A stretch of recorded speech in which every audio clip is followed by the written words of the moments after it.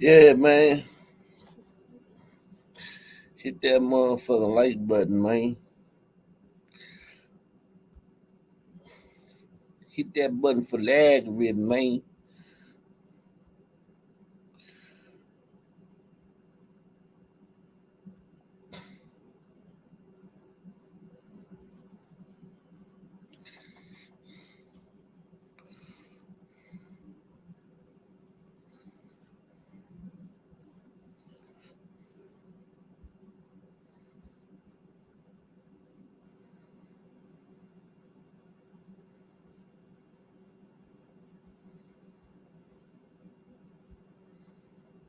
Mm. We in there. Yeah, yeah.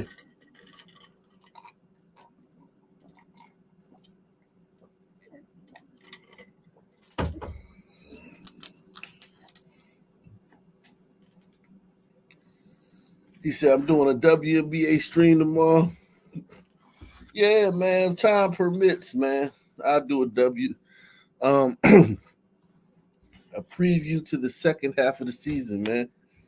A preview to the second half of the season, man. Yeah, man. Niggas is yo, they killing it with that Caitlin Clark shit, man. WNBA. I gotta get back in the algorithm, man. They took me out the algorithm with the Caitlin Clark stuff. I gotta get I gotta back in the algorithm. Make me like 3, 4 videos a day on that stuff. I couldn't keep up with the Olympics. I got too much stuff going on during the day.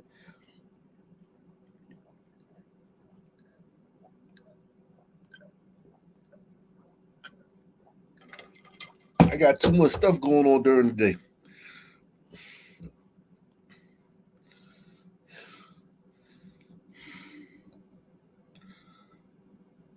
My daughter just went to sleep like an hour ago.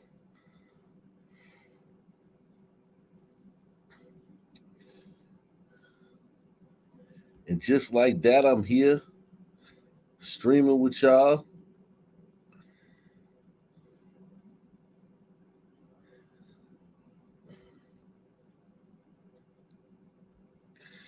You know what I'm saying? I'm here just like that, streaming with y'all.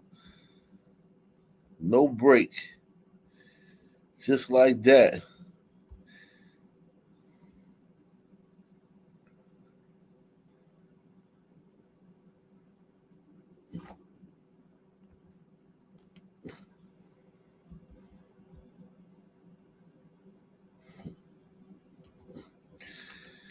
Just like that.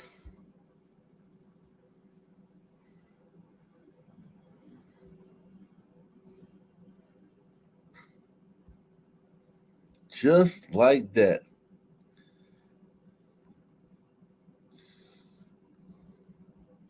Back in this bitch. Just like that. Salute to everyone out there, man. Salute to everyone. Um,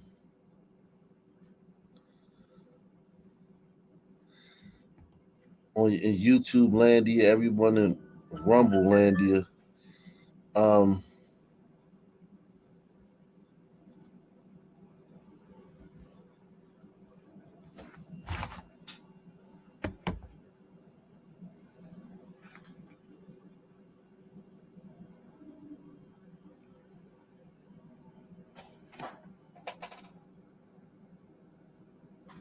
oh damn, that's my phone. Hold on, guys.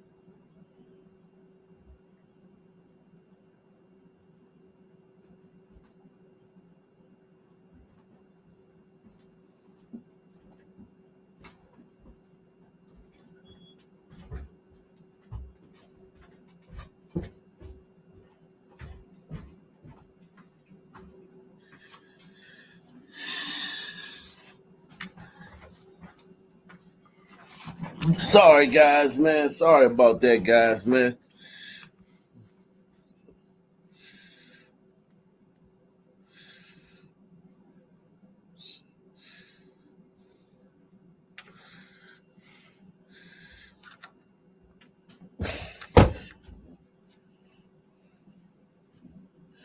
Um, Sorry about that, guys.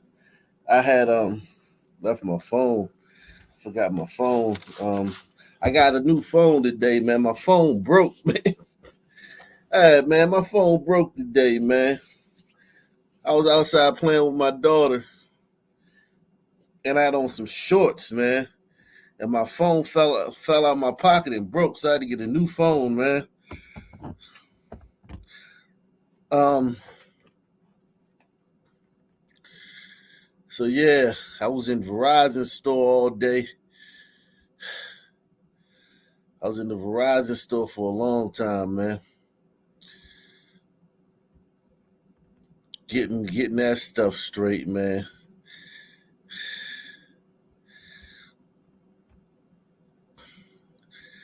The Verizon store, it was a good I ain't gonna lie, it was a good experience though. They took care of me, man.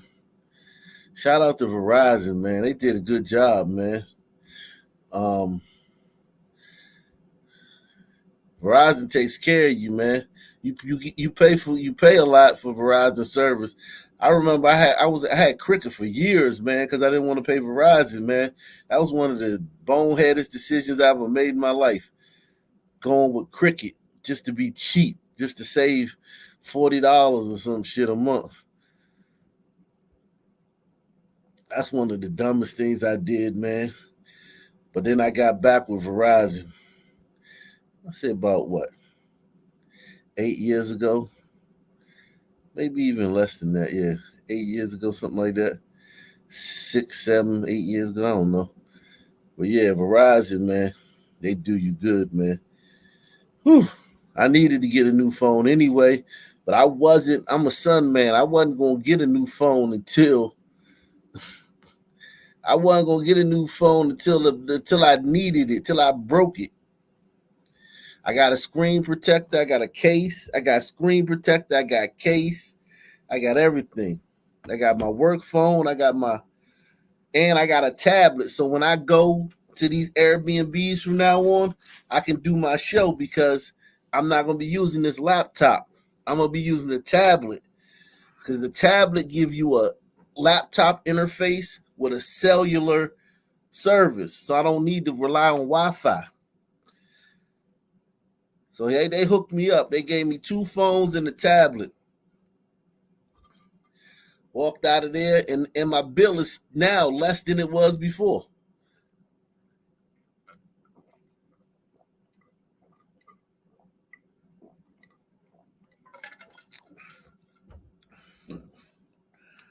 I got everything.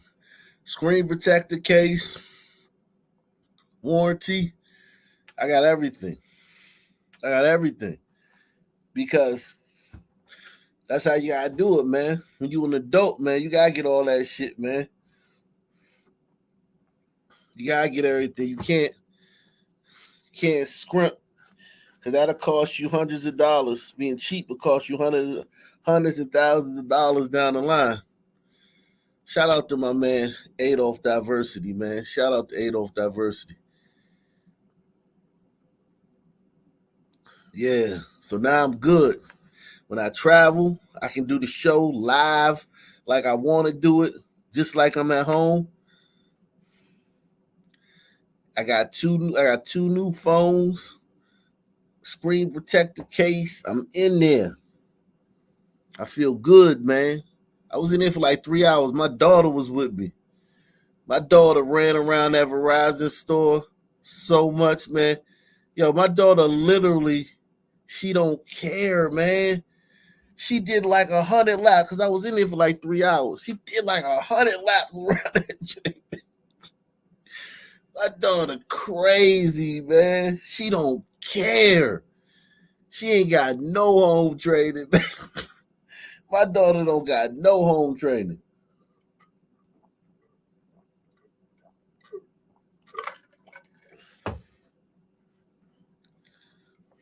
Yeah, I got two phones. One for the show and one for the wife. One for the wife and one for the show, man.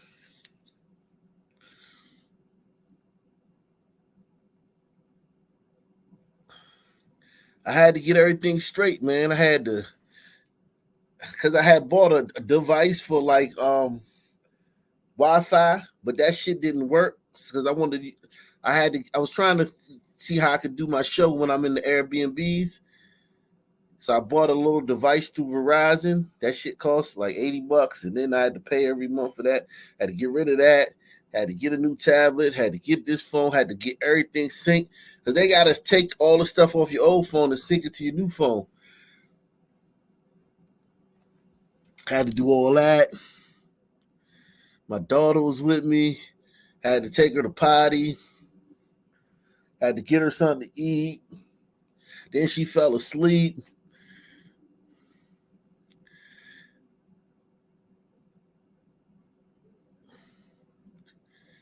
Yeah, I was in there for like 3 hours, man. People was coming in and leaving. I was still in there, and people, I was like, damn. Nah, yeah, Samsung. I got Samsung, man. They tried to get me to go to Apple, but I'm a Samsung man, man. I'm used to Samsung, man. I'm used to it, man. I feel comfortable with it. I don't want to learn no Apple device. I don't want to learn. I don't care. I don't want to learn. I don't want to learn nothing new, man. Apple or none of that shit. Google phone. I don't want none of that shit. Nah, they was good. They didn't give me a hard time. The dude that I was working with at Verizon, he didn't give me no hard time. He was excellent, man. I wanted to give him a review, man. I wanted to call in and give him a review, man. His name was Michael. Yeah, his name was Michael too. Nah, the police ain't called, man. I know how to act, man. I know how to act, man. I know how to act in public, man. I know how to act in public, man. Everybody hit the like button. Smash the like button. Smash that like button, guys. You gotta get past this algorithm. Yeah, smash that like button, man. Um,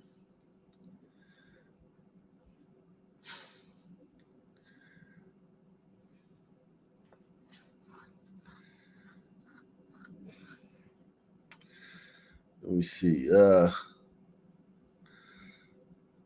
Let's see what we got going on here, man. Um,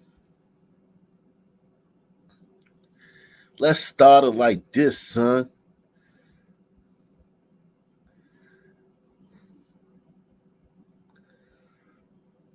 Now, here at 4 o'clock, a man at the center of a murder-suicide had just gotten out of jail a day before the tragedy. This is Daquan Jones. Police say that he shot his 6-year-old daughter, her mother, and 2 others before turning the gun on himself. Thank you for joining us. I'm Dan Haggerty. And I'm Lena Tillett. This is just horrific. This 6-year-old little girl is now fighting for her life. Her mother, Kiera Massenberg, was killed. WRAL's Chelsea Donovan has been digging through the suspect's criminal.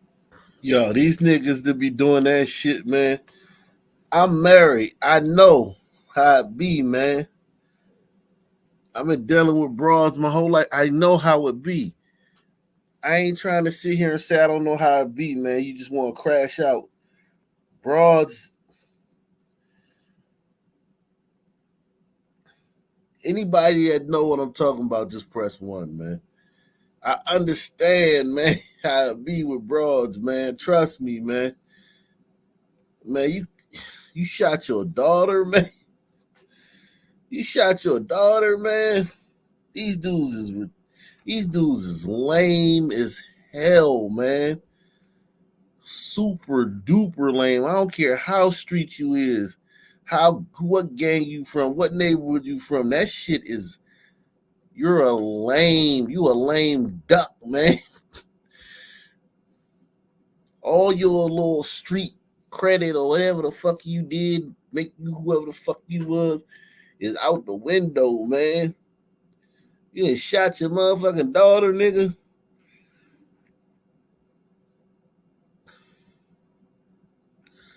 Himself. Thank you for joining us. I'm Dan Haggerty. And I'm Lena Tillett. This is just horrific. This 6-year-old little girl is now fighting for her life. Her mother, Kiera Massenberg, was killed. WRAL's Chelsea Donovan has been digging through the suspect's criminal history. Joining us now live, Chelsea. Jones had a lengthy history of violence toward women. Yeah, that's certainly right, Lena. Let's set the scene, though. We're here where that horrific crime ended at this home in Nash County, and that's where authorities say Daquan Jones shot and killed himself inside this home. We want to zoom in and show you that front right bedroom window. You can see evidence of that bullet hole, and that's where we understand from the homeowner, Mr. Alston, who lives inside here, said that occurred. We understand that Daquan Jones, in the early morning hours of Sunday morning, came to this house with bloody clothes on. His friend confronted him and said, "What's going on?" He said his girlfriend, Kiera Massengill, was in his car outside asleep. But when Mr. Alston went to check on her, she, in fact, was deceased. This is 27-year-old Kiera Massenberg, killed Sunday morning. Authorities say her boyfriend, Daquan Jones, shot her at this home on Weaver Circle in Sharpsburg. They say he also shot their 6-year-old daughter, Zoe. Authorities say Jones didn't stop there. He also shot 2 of his friends, Devontae Ricks and Micaiah Page, both now recovering. Jones then got in his car and dropped his wounded 6-year-old daughter off here at this home on Lee Road. He then drove about 20 minutes north to this home in Gold Rock in Nash County, where he shot himself inside. Authorities then found Kiera Massenberg in his car, dead in the back seat. I found out today Jones has a history of domestic violence with Massenberg, last year threatening her by saying, "Do you think I'm playing? I'm going to hurt you," according to the Edgecombe County Sheriff's Office. And just 1 month ago, on July 15th, court records show he was arrested for felony assault. I ain't gonna lie, I like her, man. She got that look, man. I ain't gonna lie, man. That son man outkicked his coverage, man. Shout out to that son man for outkicking his coverage, man. Shorty like that, man. That's a nice looking joint, man. I like them lips, man.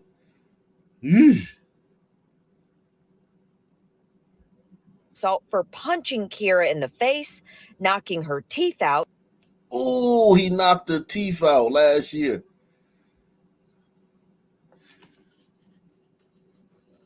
Listen, man, let me tell you something. When you a son, man, and you look like this, they love this look, man. I ain't even gonna lie to you, man. The red bone bitches, they love this look, man. They like a ethnic looking nigga, man. The more ethnic looking you are, man, for some reason, the more ethnic looking you are, the better you do with lighter skinned girls, man. It's something about that, man. Like, even white girls, the ethnic looking brothers do better with the white girls.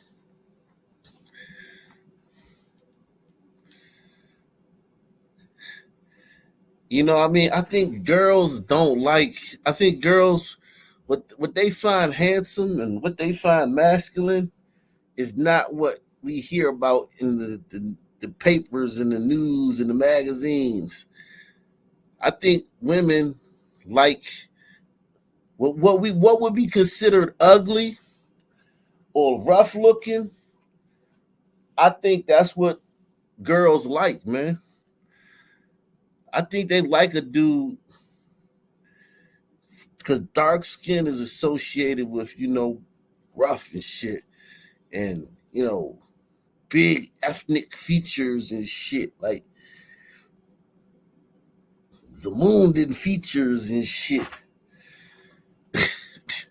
Having them Zamundan features. That shit Listen, man, I ain't gonna lie, man. When it comes to light-skinned girls, man, it's I always was beating light-skinned girls off with a bat, man. I was into dark-skinned girls, man. Chasing them and shit. Cause dark-skinned girls got attitudes and shit. Light-skinned girls, man, that shit was like taking candy from a baby. Not even game. It's just that they just like niggas that look like this, man. They like niggas that look like us, man. Wait, next time you go to the mall, you gonna see a bunch of bad light-skinned bras with some ugly ass dark-skinned niggas, man.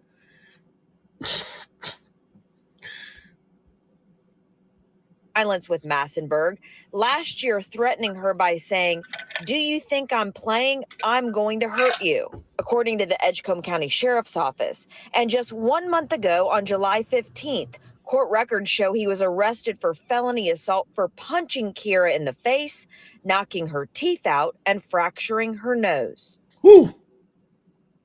All right, so I want to share a statement that Sheriff Calvin Woodard of Wilson County shared with us today. He said this is an incident that is disheartening to the community and to all the families that will endure this pain for the rest of their lives. Mr. Jones's actions have restricted a child from having a chance to enjoy life, play with dolls, go to prom, and tell her mother that she loves her every day. We understand, Lena, as you mentioned in the earlier part of the newscast, that 6-year-old Zoe Jones is fighting for her life. We hope to have an update for you in our later newscasts. We're live in Nash County.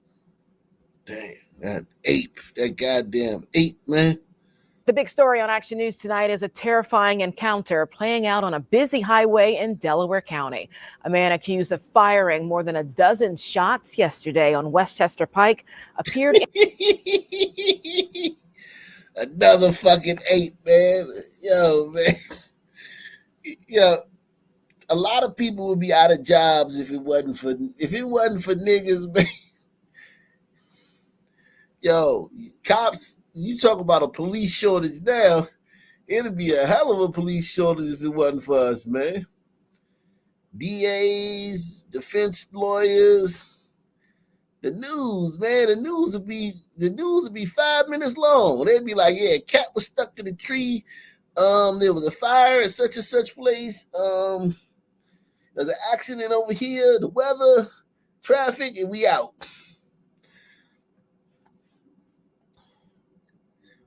Apes, man. We're apes, man. We ain't human, man. The big story on Action News tonight. What the fuck is that? What is that, man? Stealing. The big story on Action News tonight is a terrifying encounter playing out on a busy highway in Delaware County. A man accused of firing more than a dozen shots yesterday on Westchester Pike appeared in court earlier today.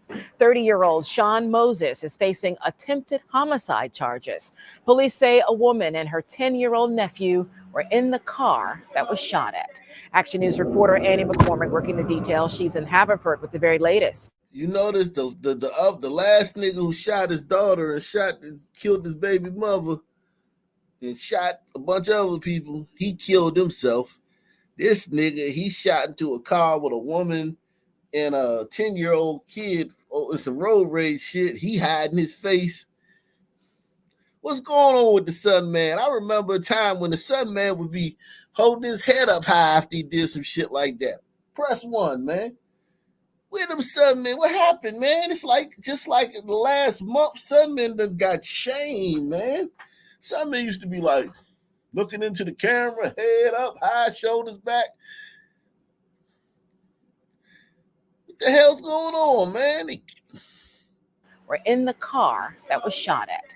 Action News reporter Annie McCormick working the details. She's in Haverford with the very latest. Annie. And Shari, when Sean Moses went before the district justice earlier this afternoon, she held him on a very high bail at $1 million. He now faces attempted murder and aggravated assault charges. Why did you shoot at her? Why 13 times? 30-year-old Sean Moses of Drexel Hill went before a district justice this afternoon. It was yesterday afternoon around 3:30 in the 2000 block of Westchester Pike in Havertown when he allegedly fired at least 13 rounds from his Glock from his driver's side window into the front windshield of this Jeep Cherokee. Police say it's a miracle the driver wasn't hit.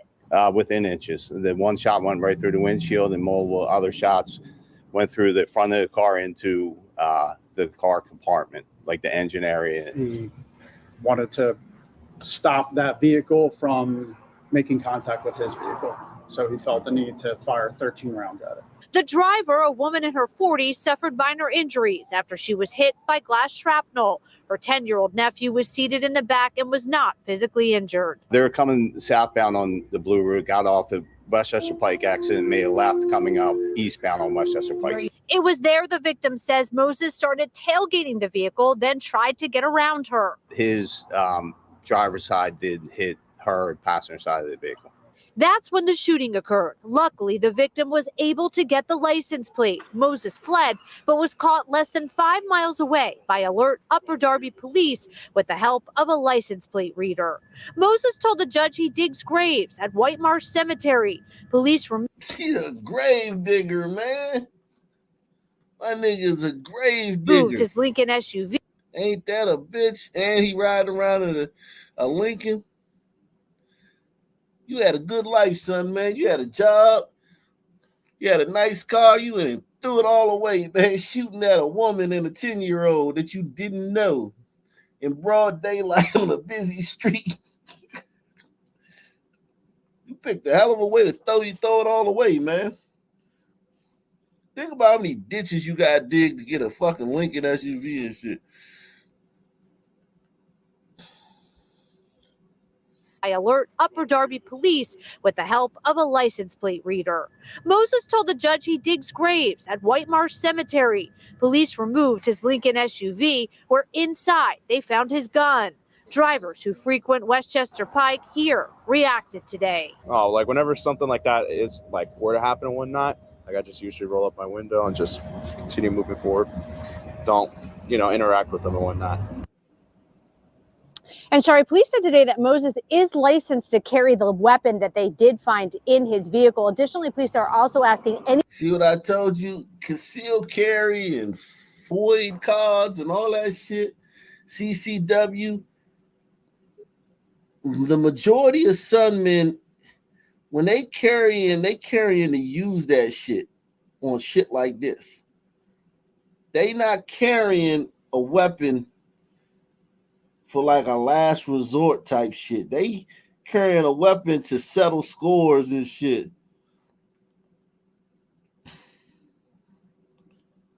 And to show people what's what. So it's like a son man having a concealed carry license is not much different than a thug having an illegal gun. Press 1. Continue moving forward. Don't, interact with them and whatnot. And Shari, police said today that Moses is licensed to carry the weapon that they did find in his vehicle. Additionally, police are also asking anybody that was out there yesterday, if they took video, to please contact them. For now, reporting live in Haverford Township, Annie McCormick, Channel 6, Action News. Shari. Yeah, terrifying incident for sure. Annie, thank you.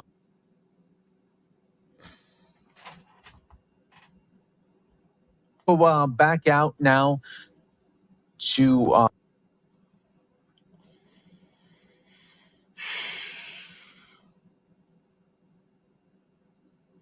Chief, I think we're going to go. Miles Hudson in handcuffs again after going before Judge Seth Neeson, this time a little less religious as he was minimally covered.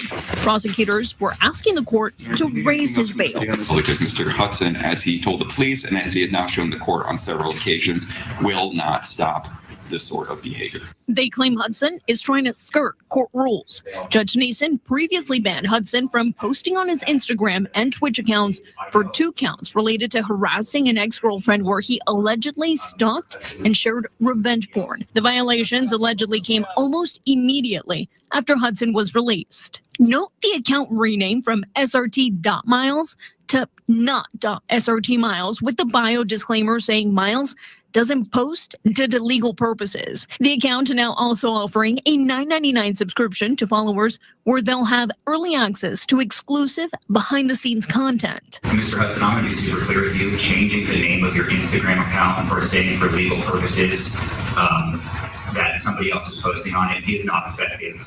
Okay? I know how this works. A new account, Alone.Miles, has also been created where he allegedly posted this red key curse picture of his ankle monitor and his Hellcat key.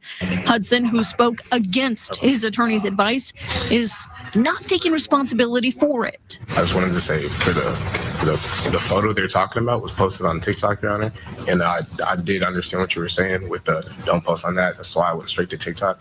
I do feel like someone's like malice intent towards me.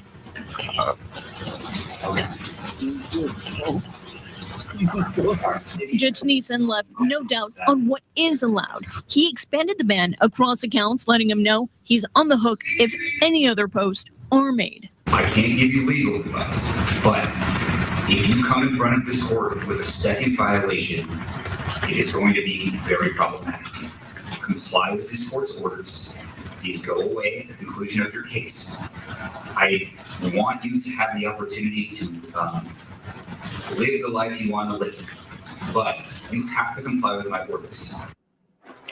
Judge Neeson set bail at $15,000. Miles was immediately placed in handcuffs, and he, as of this hour, he is still in custody in King County. Look at that 8, man. That nigga's an 8, man. You can't tell me that's not a goddamn African booty scratcher, man. Even though he probably American, he's a African, man. That's a goddamn half man, half 8 right there, man. You can't hide that shit with that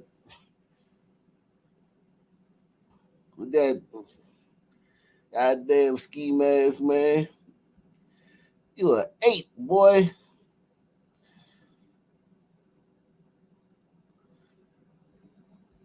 Shit, man.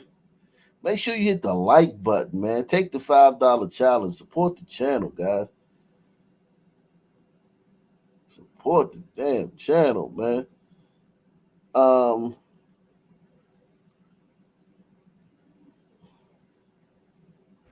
Now, breaking news from CBS 17 News. Tonight, the search continues for a convicted child killer who escaped custody in Orange County. Authorities say Ramon Alston took off on his way to receive medical care. There's now a $25,000 reward being offered for information leading to his arrest. Thanks so much for joining us here at 11. I'm Angela Taylor. And I'm Rod Carter. Glad you could be here. Authorities say they tried transporting Alston from Bertie County this morning, and they say he escaped while on his way to UNC Health in Hillsborough. CBS 17's Galat Malaman joins us live tonight in Orange County. And Galat, hundreds of people are out searching for him.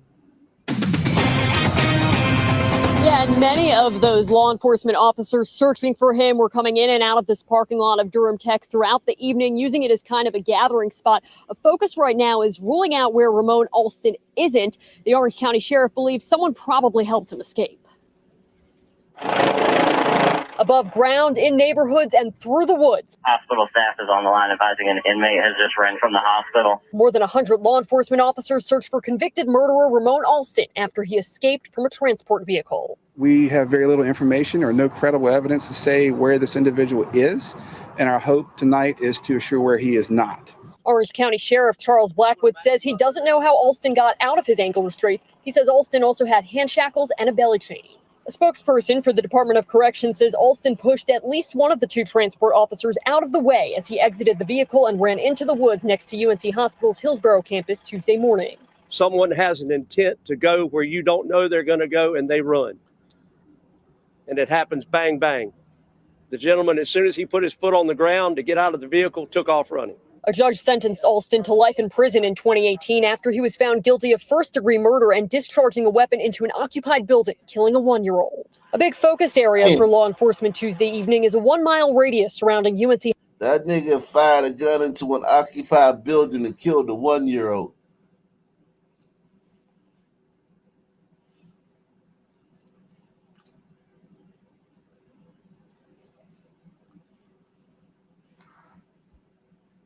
murder and discharging a weapon into an occupied building, killing a 1-year-old. A big focus area for law enforcement Tuesday evening is a 1-mile radius surrounding UNC Hospital's Hillsborough campus. That's a probability circle that we're canvassing. There are many, many other addresses and locations that we are looking at right now.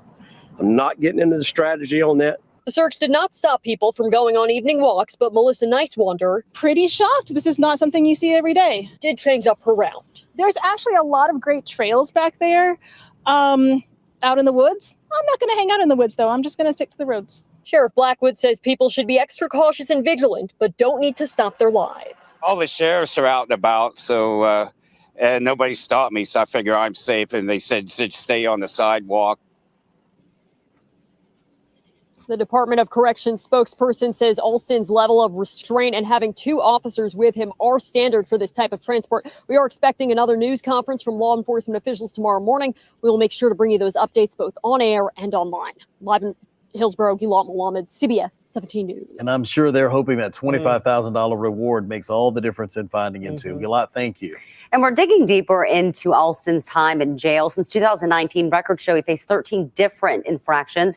They range from having a phone, drugs, or cigarettes in his possession. The most recent came in January of this year. It's important to note, because of the escaped inmate, Durham Tech Community College's Orange County campus will be remote tomorrow. No other Durham Tech campuses are affected by this. It is just the second day of classes for them, by the way, and it's just that Orange County campus that's affected. Wow. Wow. A joyous date night at the casino ends violently as a Bay Area couple goes from celebrating a big win to feeling lucky to be alive. They were followed home from the Hard Rock only to be shot and robbed once they got home. Fox 13's Genevieve Curtis spoke with the couple tonight about this harrowing crime, and apparently a bit of a long road to recovery ahead of them, huh? Yeah, absolutely. They definitely have a healing journey ahead of them, Mark. It was a horrific ordeal for this couple. Both of them shot in their legs outside of their home. They tell me their life will never be the same, but it all started with a great date night, and they told me they were so wrapped up in enjoying that time together that they didn't even notice they were being followed. We want to warn you that some of this video that you are about to watch might be difficult.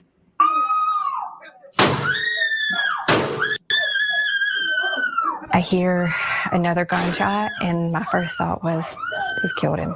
I was hysterical, screaming, crying. These are the terrifying moments when a Riverview couple was ambushed in their driveway. Both of them shot by masked men demanding money.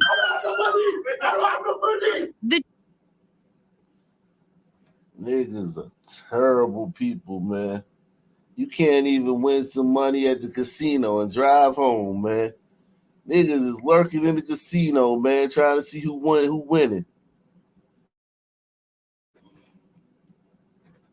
Shout out to D from Boston. He said, "What up, Op? Did you see they just charged the cop who killed that pregnant chick who was shoplifting alcohol, tried to run him over with murder? Her name was Takia Young." Yeah, I remember Takia Young. They charged that cop? Wow. That's crazy.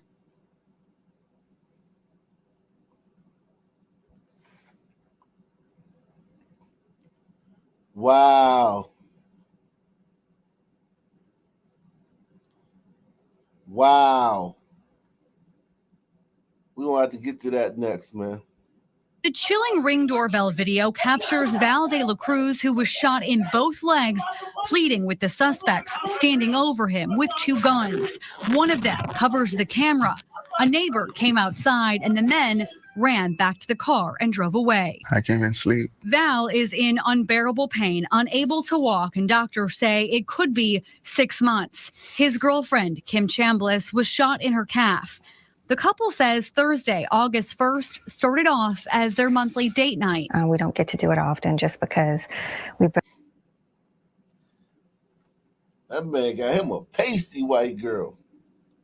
She white. God damn. She white, man. She look like Norm McDonald, man.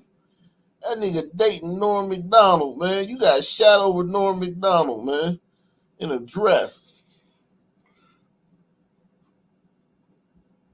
as their monthly date night. We don't get to do it often just because we both work extremely hard. The couple capped off the night at the Hard Rock Casino. Val joked he needed to win money back from dinner and drinks. I hate and I got a jackpot. And, I was dancing. Not once to press their luck, the couple cashed out with about $3,000 in winnings and drove home to Riverview. Investigators say these two men, Marcus Jenkins and Tristan Wright, were watching them the whole time. We're just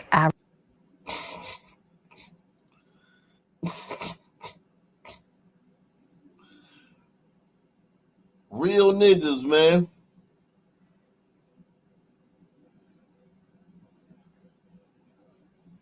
They some real niggas, man.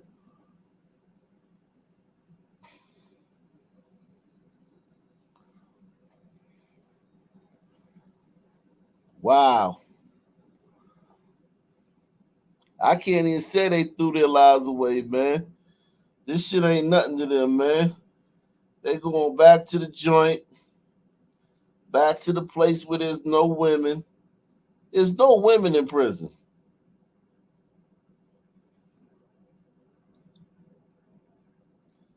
I mean, there's female COs, but goddamn, man.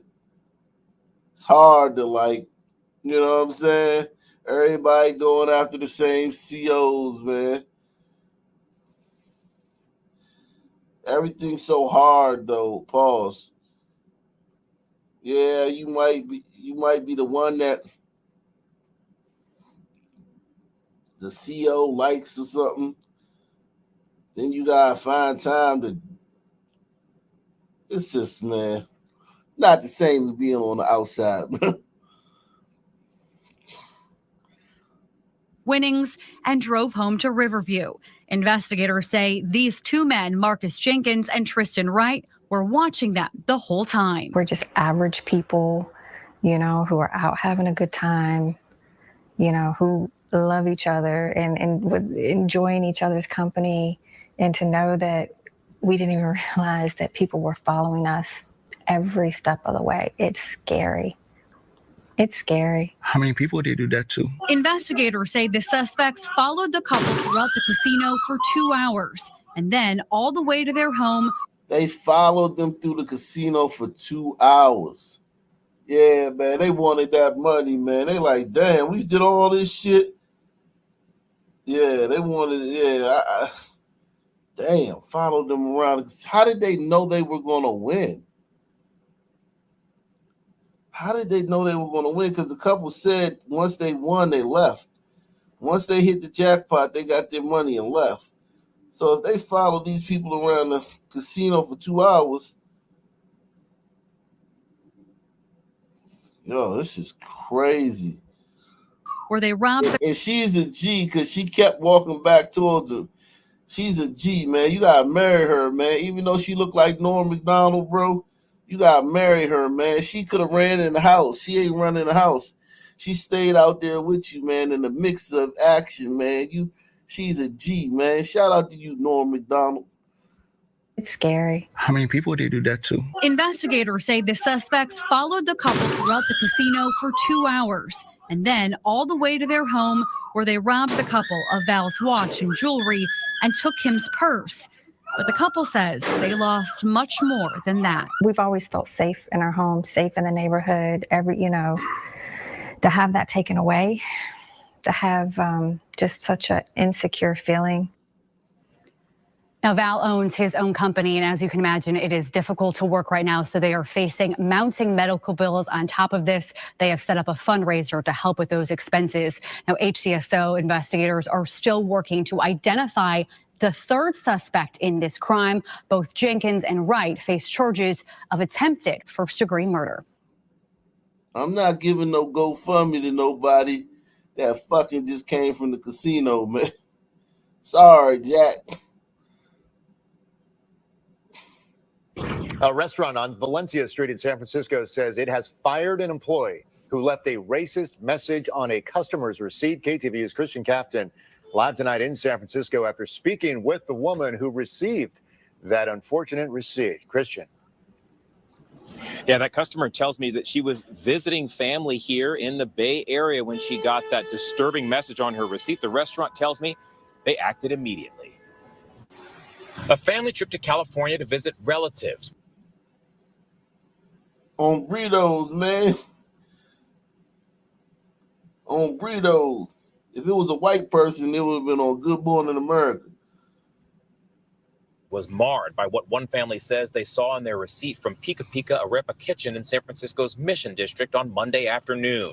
After ordering food, Whitney Washington said her family sat down and waited for their order. Here, niggas. Yo, that's funny, man. Yeah, you gotta get fired for that, man. You gotta get fired immediately for that. Damn, why'd you do that? What made them do that? What happened, man? I know we're not gonna find out the whole story. He shouldn't have done it regardless. There's no excuse for this regardless, but I would love to know, like, did he just didn't like the cut of their jib, or was it like something that preceded this, man? What you guys think? Did he not like the cut of their jib?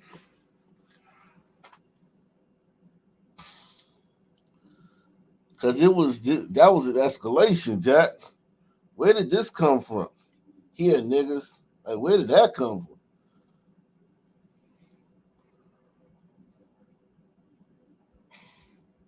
One family says they saw in their receipt from Pika Pika Arepa Kitchen in San Francisco's Mission District on Monday afternoon. After ordering food, Whitney Washington said her family sat down and waited for their order and then looked at their receipt. My daughter's at. What did y'all do, man, to set this waiter off, man? This ain't normal behavior, man. I was at a restaurant last week, man. This ain't normal behavior, man. My own burrito waiter didn't do this to me, man. My own burrito waiter didn't write here niggas on my receipt. Actually the one who notices up in the upper right-hand corner that it says what it says. Here, the N-word. Washington and her family checked other customers' receipts and confirmed that they were the only ones in the restaurant whose receipt had the racial slur. We were the only Black people in the restaurant. She showed us her receipt, and in the same place where ours said here, the N-word, hers only said here. Washington said she returned her food, asked for her money back, and asked for an explanation. I pointed to the here N-word, and I said, do you know what this means? And he didn't say no. He answered with, I don't know how that got there. Washington said the employee took the receipt from her, but not before she was able to snap a photo of it. She also said when she asked to see a manager, he said there was no manager on duty. I am so glad that I can talk to you to clear this matter because it's totally unacceptable. At the restaurant today, a manager said she learned of the incident shortly after it happened and took immediate action. We fired the employee right away. I didn't know what is going on. She said the former employee had no explanation for his actions. And to top it off, she says when she fired him, he tried to turn the tables. Fire him, pay him in full, everything, and he was going to sue me. But I said, come, I have it in writing in the. So he was upsetting you? Yes. Washington and her family flew home to Maryland following the incident. She says after considering what happened, she's more shaken today than she was when she first saw the slur. I know some people use that term culturally interchangeably. That is not a word that I use in my home. My children don't use that word. We don't call people that word. Nobody calls us that word. And San Francisco police confirmed for us this afternoon that they did receive a report about the racist message. At this point, it's not clear where that investigation will go from here. Washington, meanwhile, says that while she is shaken by her experience, she says she's also seen the beauty and diversity of San Francisco. She says when she was confronted with racism, she thought it was important to speak out and fight back. I'm Christian Cafton. We're live in San Francisco. Back to you. It wasn't white people. If it was white people, that's the type of racism. It's really hard to get something for the racism from Latinos. If this was white people, she'd have felt a whole different way about it. She'd have took it to a whole nother level. Let's see this Takia Takia Young, man. Takia wrong. Takia, man. A joyous date night. Everyone hit the like button, man. Take the $5 challenge. Support the channel. Hit the like button.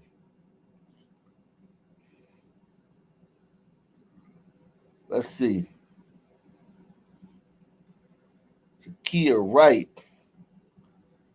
We'll go back to the original one. Takaya Young's family has been calling for the full release of all the video. And today, Blendon Township released 2 new surveillance videos, plus an extension of the body-worn camera videos from the 2 officers. 10 TV's Lacey Crisp is at Blendon Township Police to walk us through the video and the timeline of events. Blendon Township Police released 40 minutes of video today. Some of that video shows Takaya Young taking bottles of alcohol and putting it into her bag, then walking out of the store. Another video shows officers rendering aid. A warning, this video is tough to watch. Video from inside the state liquor at Kroger is timestamped 6:21 p.m. and shows Takaya Young walking around the aisles, then taking a bag out of her purse. She then takes more than a half dozen bottles of alcohol and puts them in her bag and a basket. She walks out of the store with 2 other women at 6:27. Police say she didn't pay for the alcohol. Exterior store surveillance video begins at 6:27 p.m., according to the timestamp, showing the officers in the parking lot helping a woman who locked herself out of her car. You can see Young walk to her black Lexus that was backed into a handicapped parking spot. Within seconds, the store employee runs out and gets the officer's attention. They then approach Young's car. At 6:28, Young begins to drive forward with the officer in front of the car. Body-worn camera video shows about a second after the car starts moving, the officer fires 1 shot. Some of the video is too graphic to show, but the car continues forward and officers pull Young from the car at 6:29 p.m. You got medics. Shots fired, we need medics. According to body-worn camera video, from the time officers pull Young from the car to when the officer runs for a first aid kit is about 19 seconds. The 2 officers try to stop the bleeding and give CPR. She's gonna run me over. I know she was. Other officers arrive on scene and the investigation begins. The officer who shot Young walks away with the other officers. I'm afraid she's pregnant. With the release of the video, Blendon Township Police Chief John Belford said in his statement, "This was a tragic situation for everyone. We recognize that these videos will create more discussion and even anger by people who have passionate feelings for or against the officer's actions. But we're simply complying with our promise of transparency and our obligation to release public records as required by state law." Lacey Crisp, 10 TV News. Okay, so that's what happened. That's the original story, man. Now we got an update, man.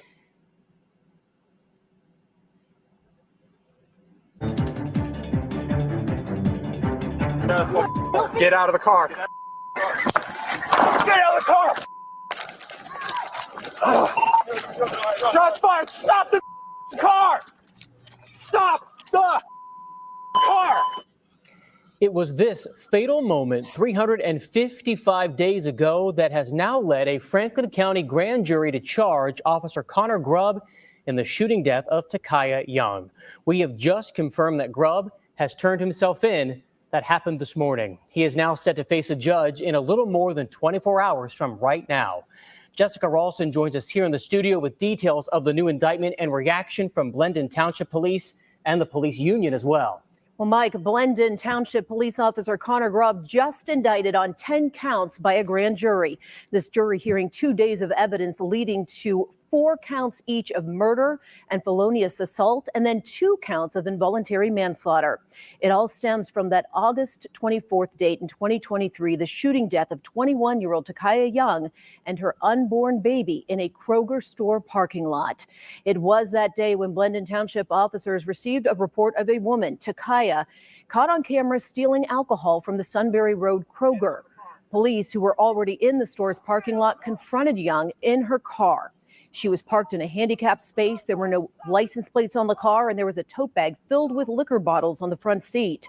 This body cam video shows officers telling her to get out of her car twice and trying to open her driver's side door. She refused all police commands as her car moved forward. That police department says that the body cam video shows Officer Grubb getting hit by her car. He then shot a single shot through her front windshield, striking Young. She was rushed to St. Anne's Hospital, where she and her unborn daughter died. The Young family's attorney, Sean Walton, speaking with us just within the last hour. The road to this point has been long.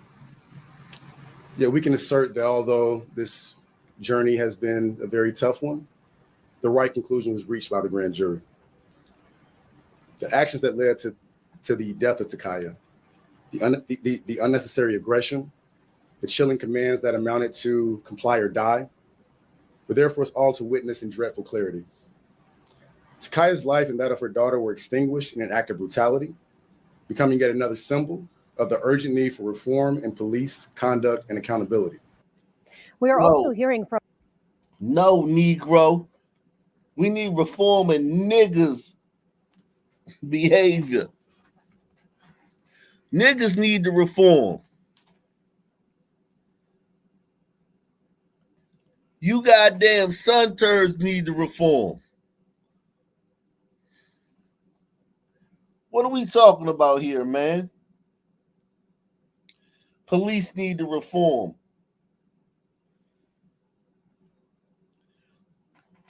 What could the cop have done different? But not engage her and just let her go.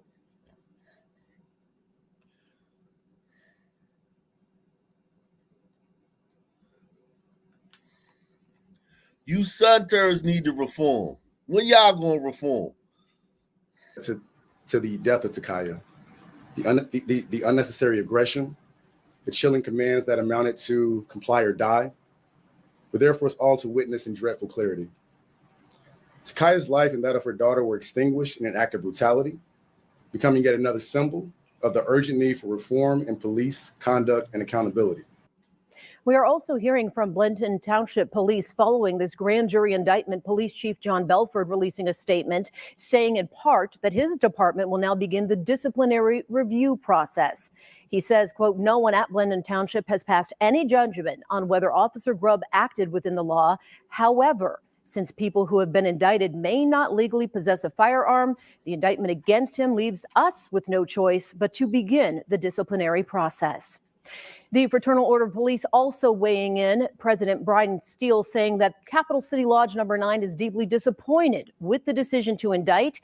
He believes this is politically motivated. Beyond that, Steele says, like all law enforcement officers, Officer Grubb had to make a split-second decision, a reality all too familiar for those who serve to protect our communities. These decisions are made under extreme pressure and often in life-threatening situations with the primary goal of safeguarding the general public's and their own lives. You can read the full statements from Blendon Township and the FOP, and you can hear more from Attorney Sean Walton on our website at abc6onyourside.com. Grubb's arraignment is scheduled for tomorrow at 1 o'clock here in Franklin County. I do want to point out that a team of... Salute to you, Officer Grubb, man. Salute to you, man. We're praying for you, man. Press 1. We're praying for you, Officer Grubb, man. We hope you pull through, man. We hope you pull through, man. Salute to Officer Grubb, man. Shout out to Doc Coincidence coming through once again, man. Salute to you, Officer Grubb.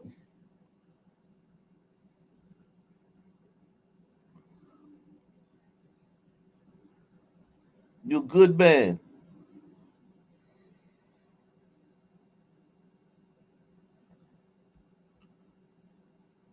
Our top story, praying for Officer Brown. God, we pray for a miracle of healing.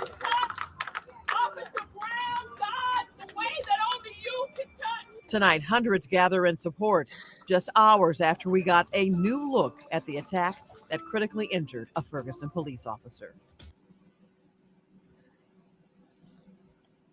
Apes out here on the 10th anniversary of Michael Brown's death.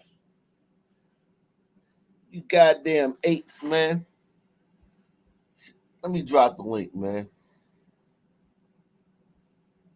Make sure you hit the like button, man. Smash that like button.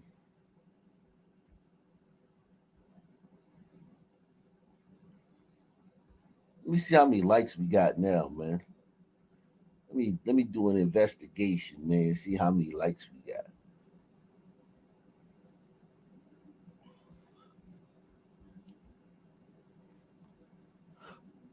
Yeah, man. These friggin' apes, man. 8 people, man. These are ape people. These people aren't human.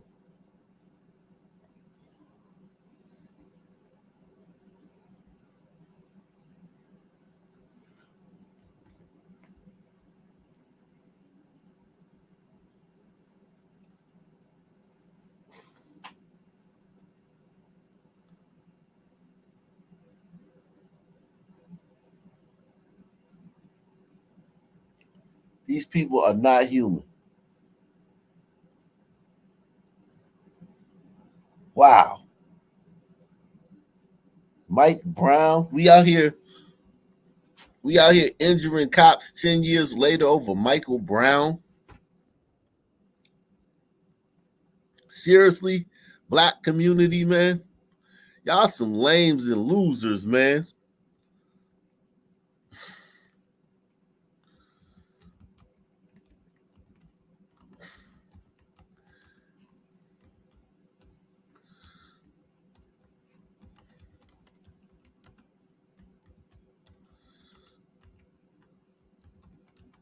Man,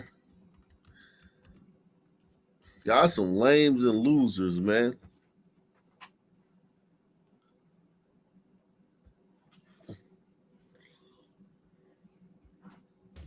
Tonight, Officer Travis Brown remains in a coma with a life-threatening brain injury. Thanks so much for joining us. I'm Kelly Jackson. And I'm Mike Bush. The officer was injured late Friday night on the 10th anniversary of Michael Brown's death when protests outside the Ferguson Police Department turned violent. Today, police released surveillance and body cam footage of the moment Elijah Gant ran into Officer Brown, causing him to fall backwards and hit his head on the pavement. It wasn't two people colliding. I mean, if you look at the video, the officer is standing there waiting to try to catch this guy. It wasn't a collision. He's standing there. This guy tackled my guy like he was a football player. If you haven't condemned this act or condemned what happened to my officer, then you're part of the problem. A mom's heart is broken over foolishness. Today, more charges were filed against all 5 people arrested. Look at that nigga, man. Look at that goddamn this proto-human, man.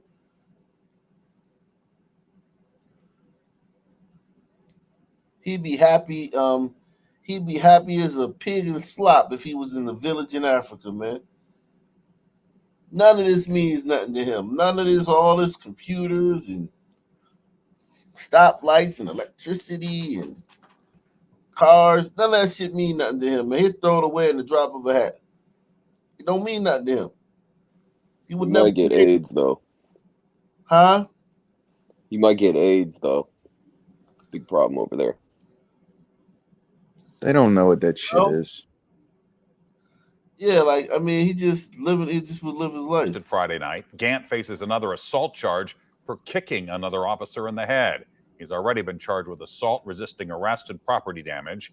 Emily Davis was charged with third-degree assault. Derek Robinson, Philip March, and Keith Rose were charged with. And look at these two, man. Got a man of the cloth, too, man.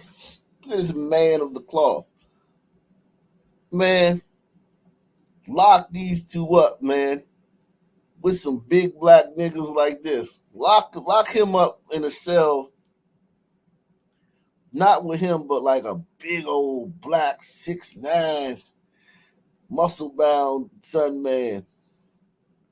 And like that's horny as shit, a horny son man. They ain't had no man butt in years, man. Cause he was probably instigating it. They were out here in charge. What do you guys think? You think these two were in charge? They were the brains of the operation? Maybe. I don't know. I But don't I was gonna ask if you believe rape has a leveling effect within prison. I actually saw a video from Fleece the other day, man. Riveting. I may play that later, man. A riveting video from Fleece, man. Fleece opened up about his time in jail, man, and it is insane, man. I think I would rather let him tell you, because I ain't never been to prison. You know, prison is a whole different ball game.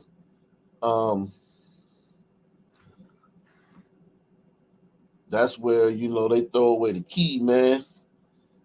And it gets funky in there, man. So I'm gonna let Fleece talk about that. I may play that video a little later after this. If we do this. Property damage.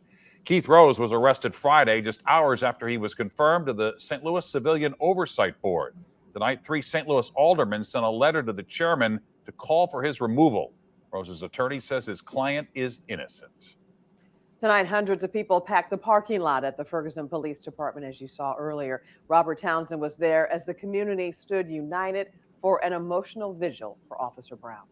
It was a touching tribute for Ferguson police officer Travis Brown, the 36-year-old officer on the force for just 7 months, now fighting for his life. Our officer is still in bad shape. A teary-eyed Chief Troy Doyle among the hundreds packing the police department's parking lot to pray for the officer and their community. This is no longer ground zero. This is the ground of hope. Investigators say Brown suffered a severe head injury after a protester attacked him during the 10th. Look at this shit, man. It literally looks like chimps in a cage. Exactly. Yeah, like Somalia, fucking trying to get their food rations. Damn. God damn. Yeah, they look, and over some shit that happened 10 years ago. And in Ferguson, Ferguson, we've done several videos on it. It's a very violent, it's just like any other sun town. I think it's 63% sun.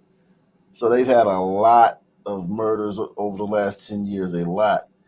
And a lot of other violent crime over the last 10 years. And it's all been committed by black people.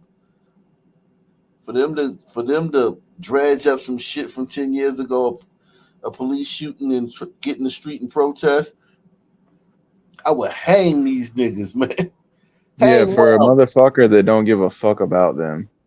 Like Michael Brown wouldn't give a fuck about any of these people. None of them. He just trying to get his, man.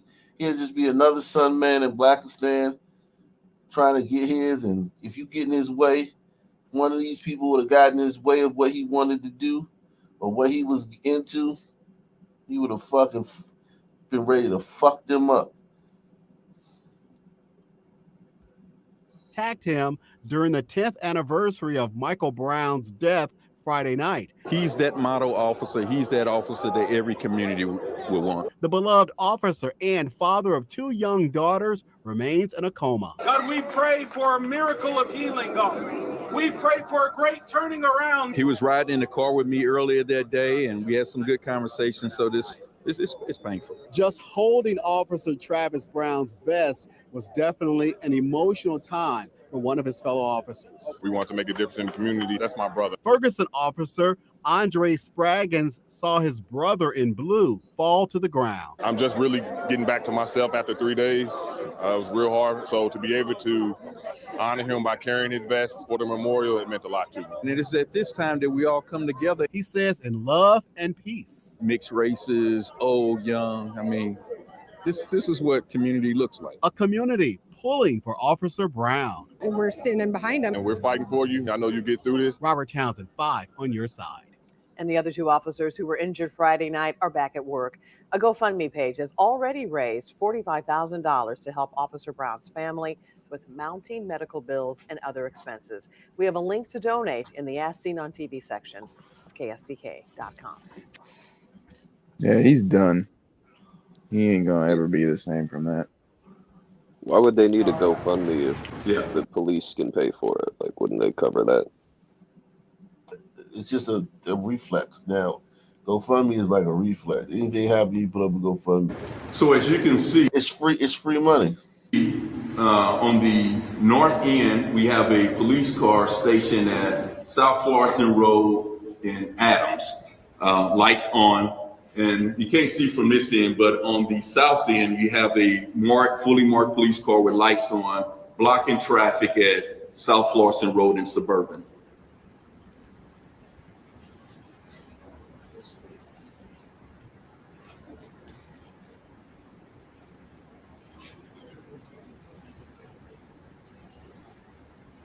Let's just go to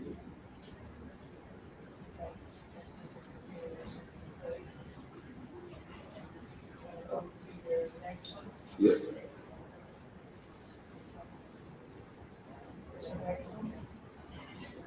Yeah, so this second clip is actually going to show individuals actually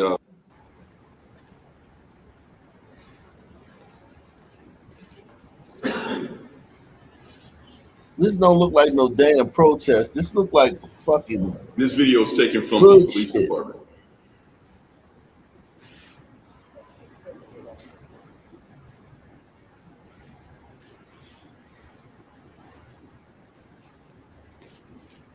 The gentleman at the bottom is Mr. Keith Rose, who's assisting the protesters.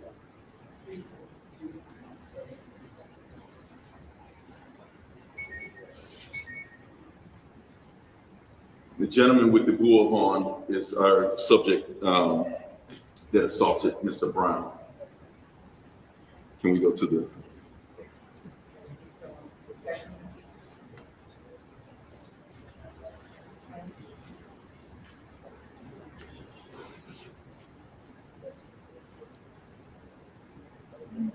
Okay. As you can see, they don't look peaceful to me. It looks as people were trying to attempt to bridge or break into our police station after we had erected this fence. Wow. Gentleman's checking out the lot. What you see there is Mr. Bishop Derek Robinson, who's also assisting the protesters.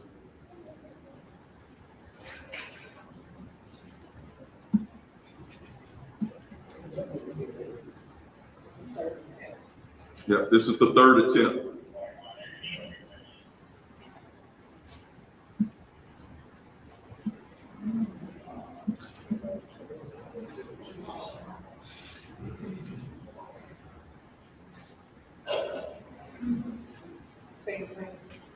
Yeah. So what you're going to see next is our subject with the bullhorn, who ultimately assaulted my police officer, is going to take his shirt and wipe his fingerprints off the fence.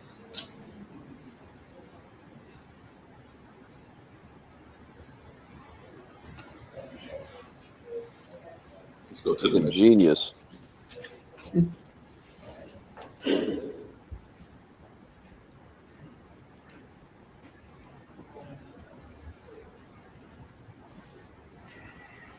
The approach. So with the next clip you're going to see is that it was at this time, once the fence started to break, gave directions or instructions to my police officers to go out and effect an arrest based off the property damage. And what you're looking at now is the body-worn camera from one of the officers that was entrusted to make this arrest. Take the $5 challenge. Support the channel, guys. Support this channel, man. This channel needs your support, man, to bring you this content every night, man, and videos all day, man. Salute to all you guys hitting the like button. Let's go.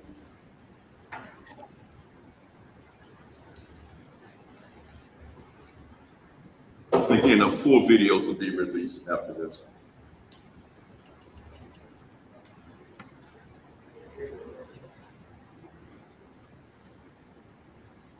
So we had a team stationed at the fire department on the north end, and we had another team stationed at the police department on the south end.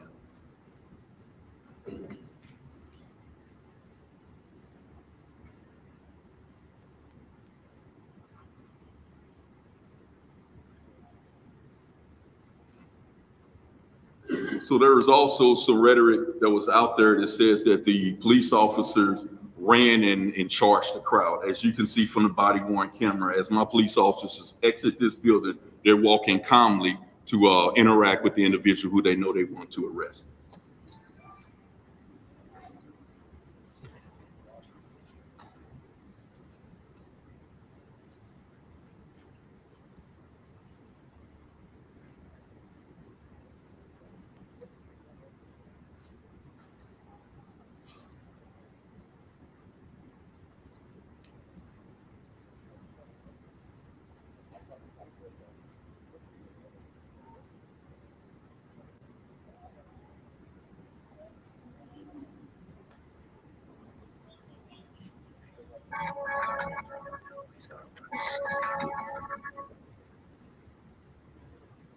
As you can see, that's the south end down there, suburban, where you see the police car with the lights on. Let me speed it up a little bit back. So again, as you can see, no officers are running or charging the crowd. They're walking towards the individual who they have identified as responsible for damaging the fence.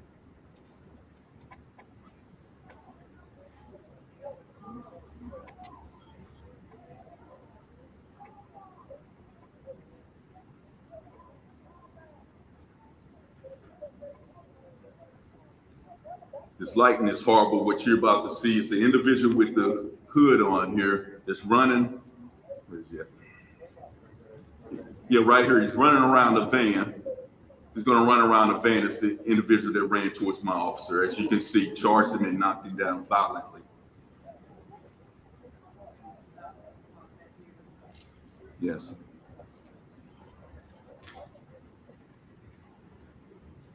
Let's show the other one. And again, the rhetoric out there was that the officer slipped and fell. I think it's a clear indication that my officer was charged and was hit violently by this individual.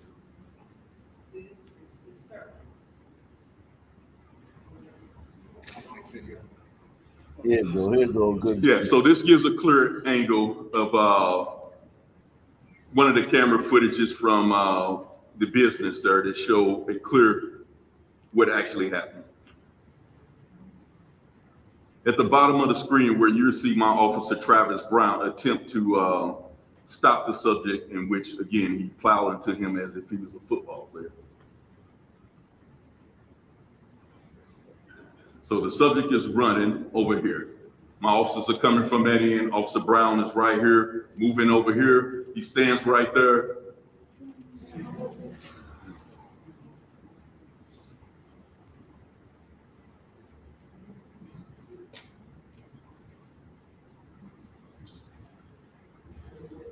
Pat, can you replay that again? As much as I hate to do this. High school football. This is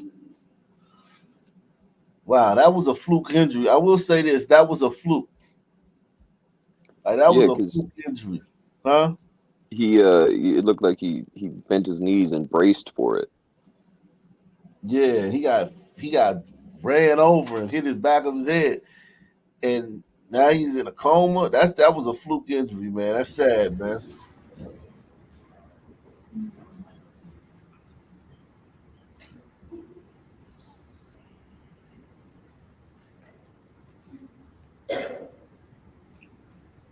No, back a little bit more.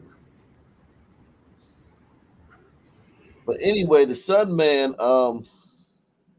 that Sun Man gonna end up doing some time for this. This is crazy, man. Running around and being like acting like a juvenile at a protest for some shit that happened 10 years ago. And you end up getting fucking like 20, 30 years. What if this cop dies? I know that some man got to be praying that this cop don't die. Wow. They got to be praying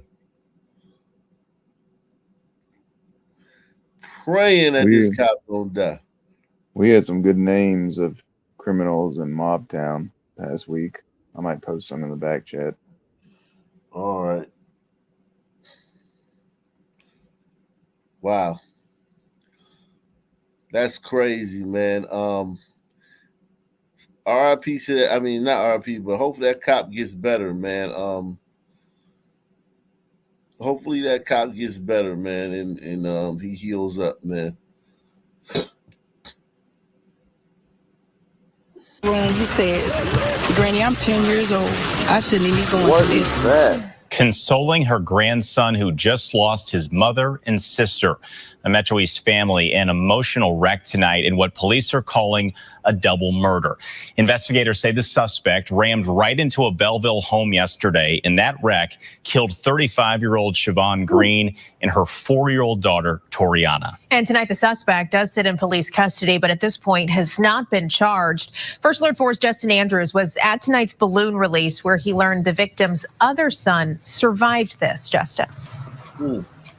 Yes, Sam, and he's the one who called his grandmother seconds after impact. And now police here in Belleville have been investigating this case ever since Sunday.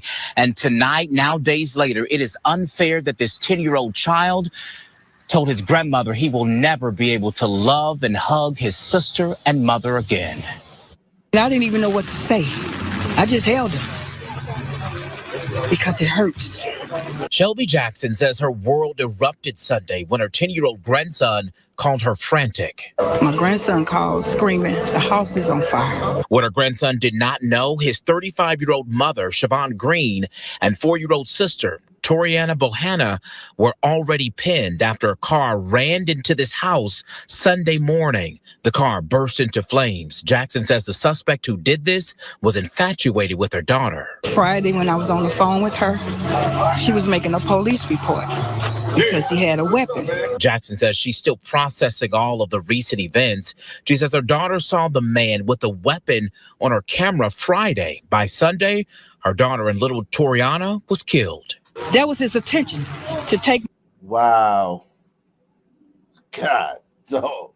Living in the stand. Now I see why they call 911 so much. Damn. Sister's got a strange relationship with the law, man. You got shit like this happening and all the time. Like shit like this happening all the time. But then it's like some shit from 10 years ago you want to protest about.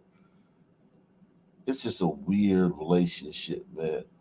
And it's sustained for a while, too. It's like, yo, like, no one has ever, like, yo, fuck these sisters, man. Let them fend for themselves. It was like, where's the light bulb moment for anybody involved in these situations? Yeah. It's like, yo, this son man was infatuated with her, so he ran her and her daughter over and ran through them into a house. My child and my grandkids. Didn't matter who was in there. Didn't matter who was in there. That was his intentions. Sunday, police were out here for at least 9 hours. Investigators are tight-lipped right now since the investigation is ongoing, but says the suspect was the victim's neighbor and wouldn't elaborate more.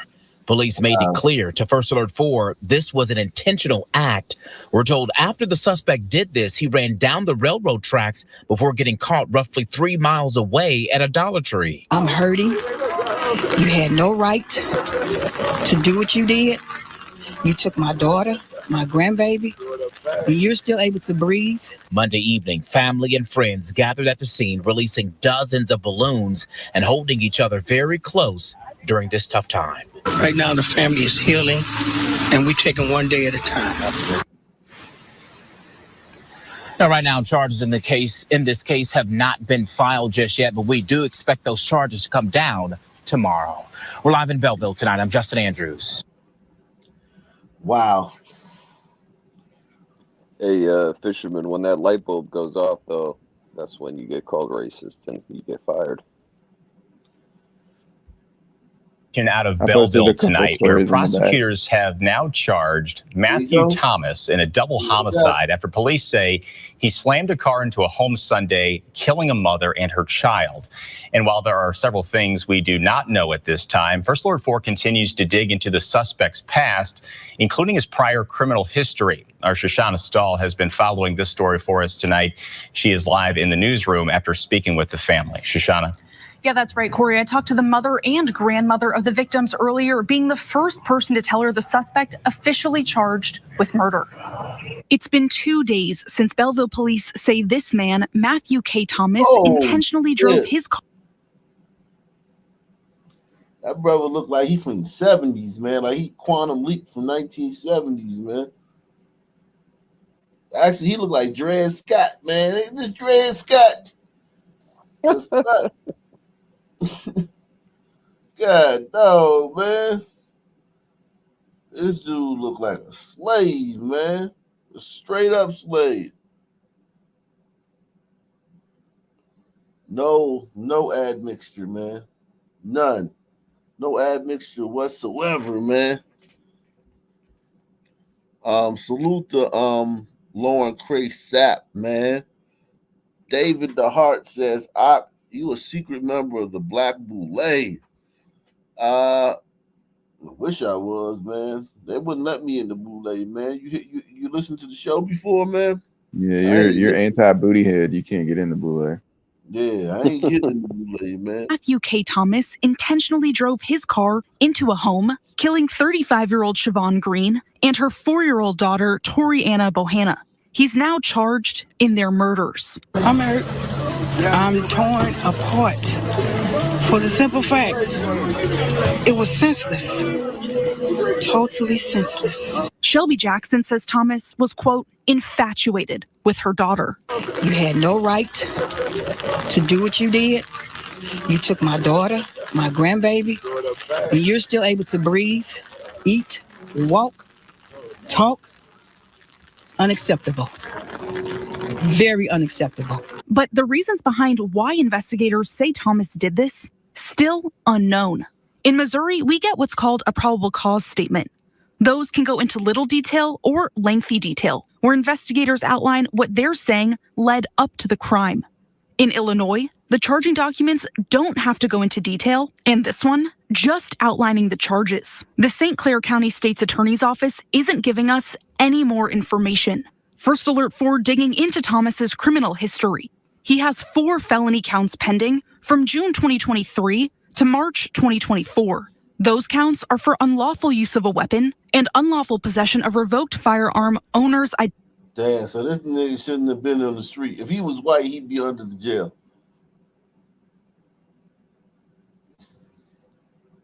He had free, unlawful use of a firearm and aggravated. Identification. You don't have a right to take a life or two. Yeah, life or two. And just like, yo, he killed your granddaughter.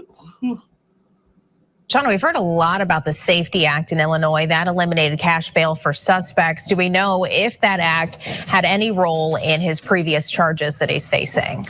So in those previous felony charges, Thomas did hire a private attorney, so we don't really know if he benefited from cash bail being gone or if he could have potentially afforded that bail regardless. And what about these new murder charges? Is there a chance that he would be able to walk out of jail on those as well? So within the last hour and a half, I spoke to the St. Clair County State Attorney's Office, and they did file a petition to detain Thomas, saying he poses a danger to the community, meaning he would remain in jail for the time being, and then ultimately up to a judge. But that State Attorney's Office said that in his initial arraignment earlier this afternoon, he indicated he intends to waive the detention hearing and remain detained. Sam? All right, Shoshana, story will continue. Wow.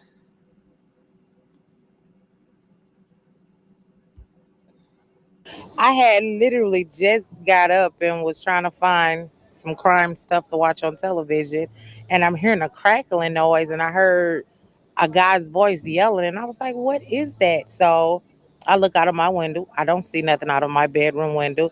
So as I'm coming down the stairs to come to the front of the house, I'm hearing the sirens. Once I get to the door, open it, I see the fire coming out. Extremely horrible. And I see the firefighters literally, I guess we got here at the same time because they are on their knees about to start the fire. Put the fire out, I'm sorry. And once they got control of the front part, um, I looked in the back. I see that that lady car was there right along with the neighbors, and they had to get 2 more hoses for the back to put the back out because the back was still going. And they came over and they asked, well, the fire chief asked me, did I know the lady, if I knew a way to get in touch with her because they couldn't find her. And I told him that I didn't know her, but I seen her around and she has kids. He asked me how many. I told him 2. And then later on, I ended up finding out her family was here and heard them say it was a crime scene. And that was that.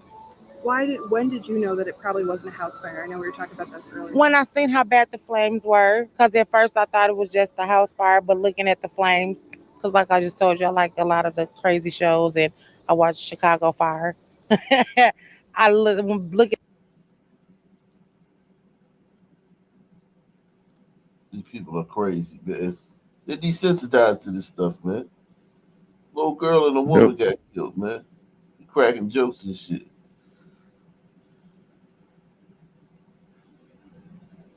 looking at the flames, I can tell like it was burning too fast, too quick for it to just be a normal house fire. Scariest part, emotion-wise, what are we feeling? I don't Nothing. know. I just I feel like do it. I know it. They don't have that. They can't. You know what I'm saying? They're different, right? It's different.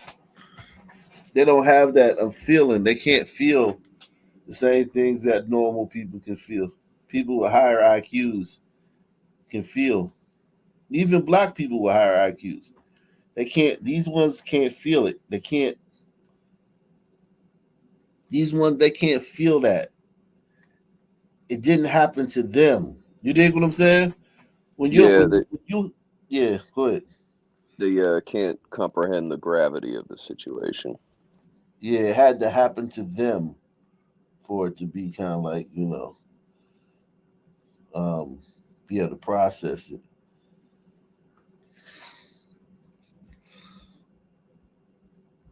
Part, emotion-wise, what are we feeling?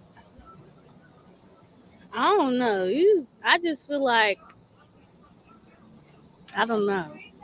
I'm in shock too, but it's crazy he did that to her because he put her out or because she put him out.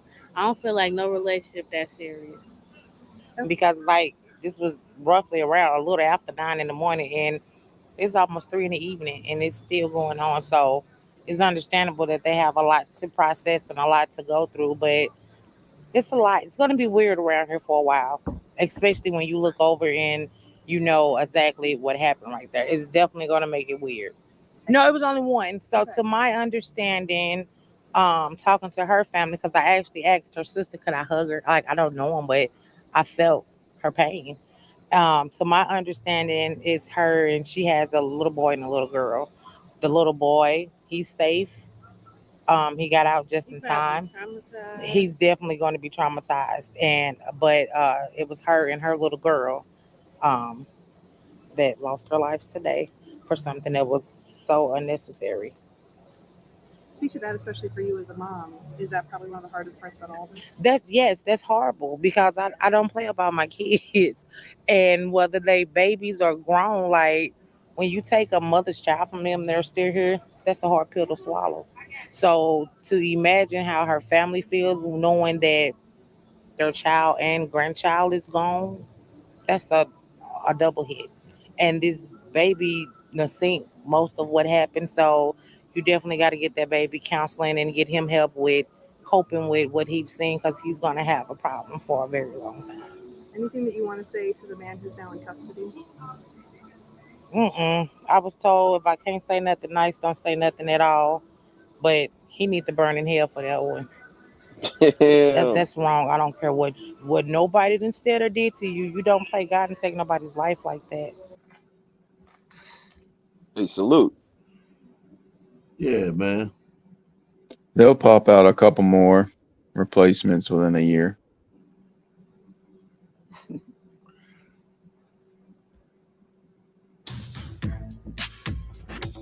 I'm Dave Freilich. Thanks for watching.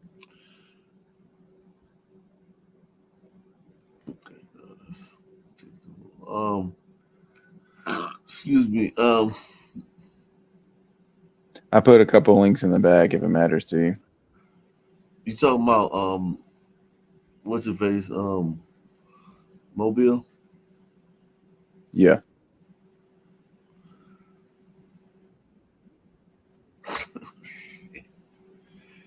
Fuck, man. Wow.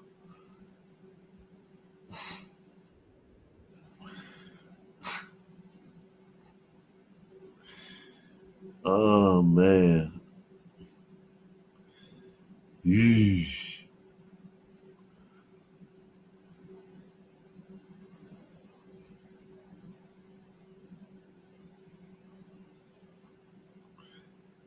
Damn. You talking about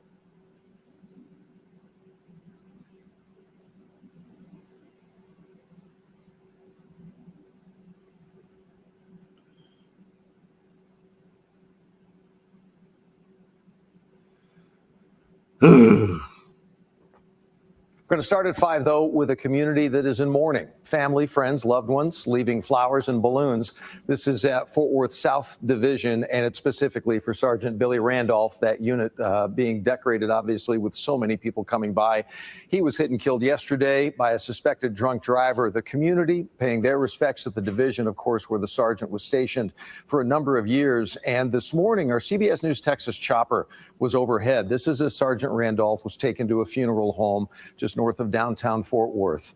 As the law enforcement community mourns, some Tarrant County leaders are already questioning out loud why the woman accused of hitting and killing this longtime Fort Worth police officer was out on the streets in the first place. And there's a reason they ask that.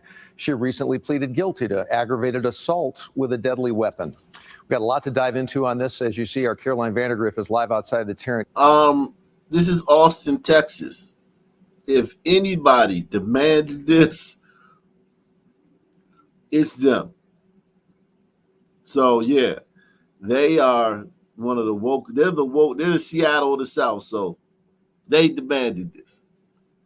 That part of her getting out, they demanded. Why the woman accused of hitting and killing this longtime Fort Worth police officer was out on the streets in the first place. And there's a reason they ask that. She recently pleaded guilty to aggravated assault with a deadly weapon.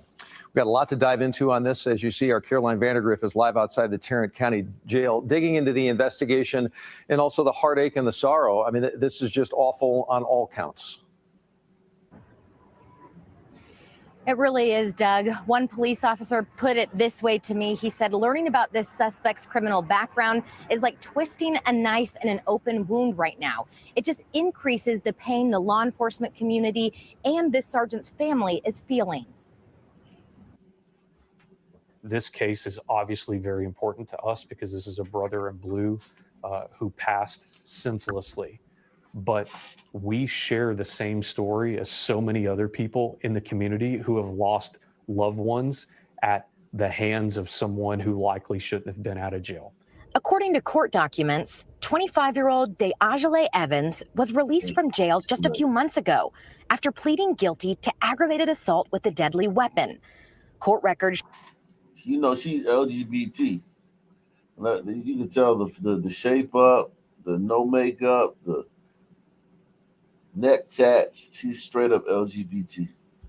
Show Evans shot another woman who was identified as a romantic partner in March 2023. In April of this year, she was sentenced to 72 months of probation as part of her plea deal. It surprised Lake Worth Police Chief J.T. Monashagan. Obviously, if you are willing to shoot your domestic partner, as was alleged in this case, you have the propensity for violence, and that should be considered. I don't know why probation was even on the table for a crime like that. Tarrant County Commissioner Manny Ramirez, a former Fort Worth police officer. You shot somebody and they put you on probation? He said, Wow. I don't know why it was on the table. Like, you know why. How are you in that position? He's a lieutenant. He doesn't know why. Yeah, no, he knows why. He just they gotta be professional. They can't act. The police officers can't. They gotta act with decorum. That's the thing about it. That's the whole thing about all this stuff. They literally the ones that have to act with decorum and professionalism, and the other side doesn't have to. Officer hopes it opens up a conversation about how plea bargains are handled. Is the right thing being done here in the criminal justice system? I don't want any other family to have to go through what Billy's family's going through, and it's unacceptable. We did reach out to the Tarrant County District Attorney to ask why Evans received probation instead of prison time. He said in a statement, "We evaluate each case our office receives on a case-by-case basis. Some factors we consider in making our decisions are the facts of the case, the available proof, witnesses, the criminal history of the defendant, and the wishes of the victim." The system is set up to ensure that the risk to the community is taken into account. And so ultimately, we have to make sure that that's being followed. We have to make sure that something like this can never happen again. Fort Worth Mayor Maddie Parker echoed these comments on X, saying that, quote, unwarranted leniency in our justice system contributed to Sergeant Randolph's death. She also called him a hero. Live in downtown Fort Worth, I'm Caroline Vandergriff, CBS News, Texas. It's like all these different people are saying this stuff, but is anybody actually going to change anything? Like that is the actual part that matters. No, they ain't gonna change nothing. Not anytime soon, man. And because that whole thing right there, with the cash bail only and the mandatory bail for every criminal and mandatory get out of jail free card. They've been picking away at it in some places, but it's so entrenched, man.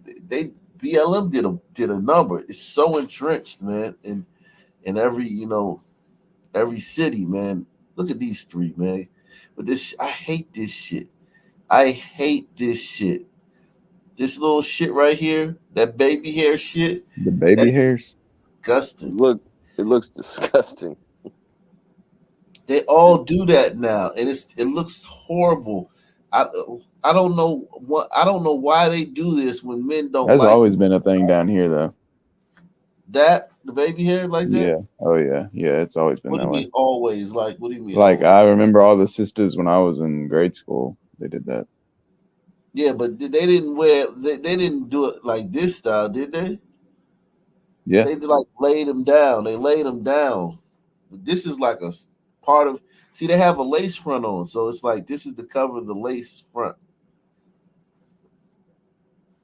Yeah, I just want to highlight the middle chick's name, La Heiress. Yeah, that's why I put the story. The other one's even worse or funnier. Mel Raya. No, the other story up in the back. The name's even funnier. Yeah, these are doozy, man. All right, tonight, Fox News Fugitive Files helping Mobile police get 3 wanted fugitives behind bars. Kayla Kirksey, LaHarris Eaton, and Melraya Kelly have been charged with burglary 3rd degree. Kirksey and Eaton turning themselves in today and have both been released. Kelly turned herself in yesterday and has been released as well. A 4th girl was caught prior to us airing this story last week. Police say the 4 girls forced their way into a Sonic on Spring Hill Avenue and assaulted an employee after one of the girls didn't get everything she ordered. First at 5 on your news leader. Broke into a fast food joint and assaulted a staff member, and they were arrested and they got right out. We'll see, they determined on a case-by-case basis and the history of the offender and all that bullshit. First at 5 on your news leader, new video. Oh, yeah. Shedding light on the moments leading up to an officer-involved shooting.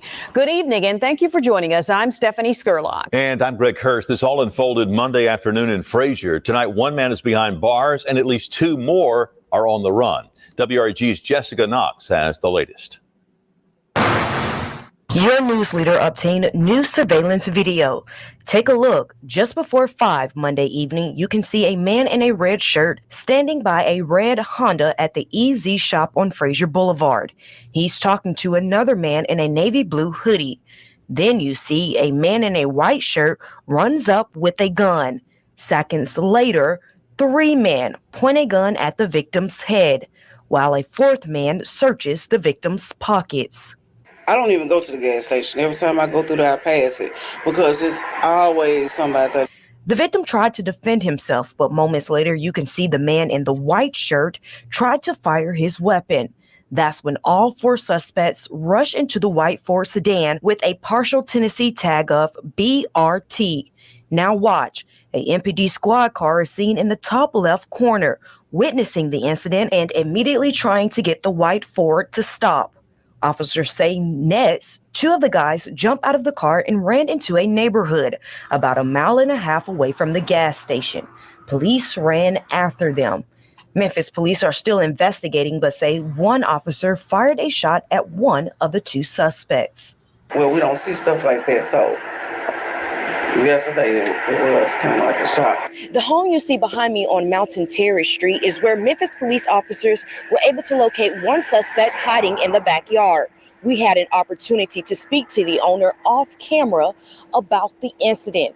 She tells us she does not feel comfortable speaking on camera. However, Monday evening was very scary for her and her children. I know that probably was scary for her.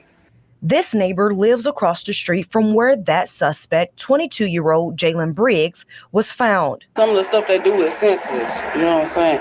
I mean, if you out here, doing the things you're doing, it's always consequences. But I would like for a lot of people to put the guns down. Reporting for your news leader in Fraser, I'm Jessica Knotts, WREG. Powerful statement. All right, tonight, Fox News fugitive files help. First at 5 on your news leader. Is that the one?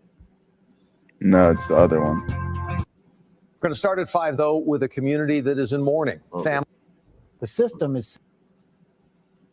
I know I saved 2 that you just sent me. Let me see. Hey, when that little son man was running through the park or the gas station, his shoes flew off. Wow. Let me see. No, that's that one. Salute to everybody out there, man. Oh, this one, yeah. Jesus Christ, man. Man.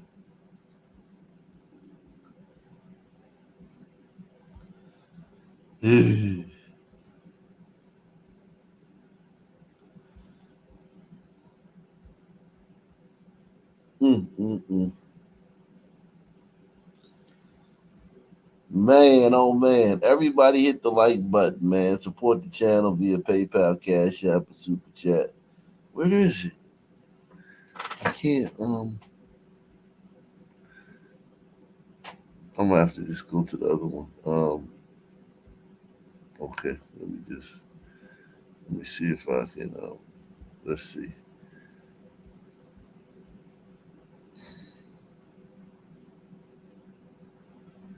There we go. Hour, the search for 16-year-old Jaquavius Hill becoming. Jaquavius. But look at the way it's spelled. The Y. Yeah, it's confusing. Yeah. Damn. Think about having to spell that name like in 1st grade or kindergarten when you were a little kid. I had a name like that, so I mean, shit, I ain't gonna lie, man. Akintunde, that was a hard name to spell when you're young. Jaquavius, man. We have so many of these down here. Wow. Like every other week, there's a name like this or worse.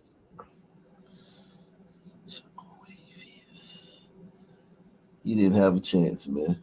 More urgent tonight. He is no longer being called a person of interest in the shooting death of his 12-year-old brother. He's now wanted for reckless manslaughter. A warrant for his arrest signed just a few hours ago. Pritchard police say Hill's little brother was shot and killed Sunday night on Snyder Drive. Investigators have been looking for the teen ever since. Police tell us if anyone is caught hiding Jaquavius Hill or helping him to elude being caught, they will face charges as well. We're going to start at 5, though, with a community that is in mourning. Damn, Family. Jaquavius, man.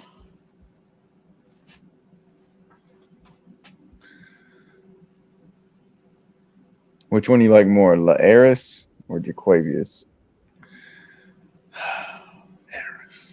I like Laeris, man. That's a little bit more original, man. She's an heiress, man, to a fortune, man. A She's Sonic somebody. fortune.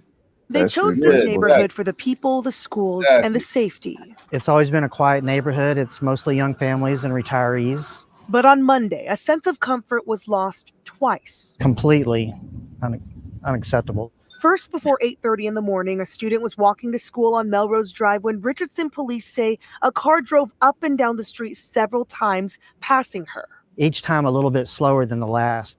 It went by Shane Burke's house. It's very creepy, His surveillance cameras spot a dark Toyota sedan, eventually with the windows down. staring at her and making her uncomfortable. The girl hid behind Shane's tree, then his car, before knocking on the door for help. She was visibly shaken, upset. Just 6 hours later, on a street 6 minutes away, Oh my God, I want you to all stay together. a group of elementary boys were playing on Old Pond Drive. Video shows two vehicles pull up side by side. Get your mom, get your mom, get your mom. All but one child ran toward Jenna Skolnick's home. And all of a sudden the door flies open and I hear the boys yelling. Someone's trying to kidnap us. Her 9-year-old son was still across the street. Someone's trying to kidnap Jay. Dallas police say a young man in a white 4Runner was telling the child to look at something in their car. One of the cars reversed back. As Jonathan ran, video shows a big man in a white shirt was chasing him. It was the same time Jenna came out. Jonathan, get in. She snapped a photo as the man got back in the car and took off. The license plate, clear as day. I don't know if I'll feel better or safe until we're able to ID him and they arrest him. Dallas police is calling this an attempted kidnapping, saying a dark-colored Chevy pickup is a possible second vehicle involved. We don't know if this is connected to the Richardson case. I don't want to think about what could have happened. I'm just grateful for what didn't. As police investigate, Richardson ISD is increasing security and encouraging parents to walk with their kids to school or make sure they're in groups on a visible path and to stay aware and alert at all times. They were lucky and they need to be careful. In Dallas County, I'm Tiffany Liu. Wow. Wow.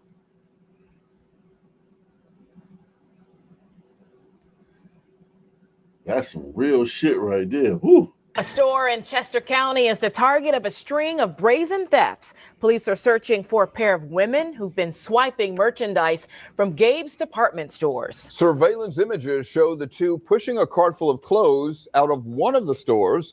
Police are hoping someone can identify these women tonight.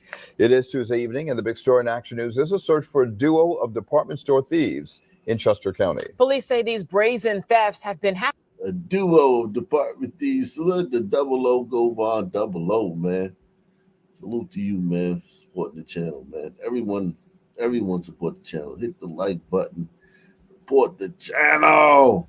Happening in broad daylight. Action News reporter John Paul now live for us in Exton with the details. John. Yeah, Shari, Rick, this is one of those Gabe stores that was targeted by this group. Police say the group targeted two of these stores throughout Chester County in the last week or so. They're walking in, filling up their carts, and simply walking out. You're looking at a picture that police say shows a theft in progress. Two women pushing a cart full of clothes out the front door at a Gabe's discount store in North Coventry without paying. I'm surprised it happens anywhere. I mean, you know, if we go in a store to buy something, we should be prepared. I'm surprised it happens anywhere. She's dumb as fuck.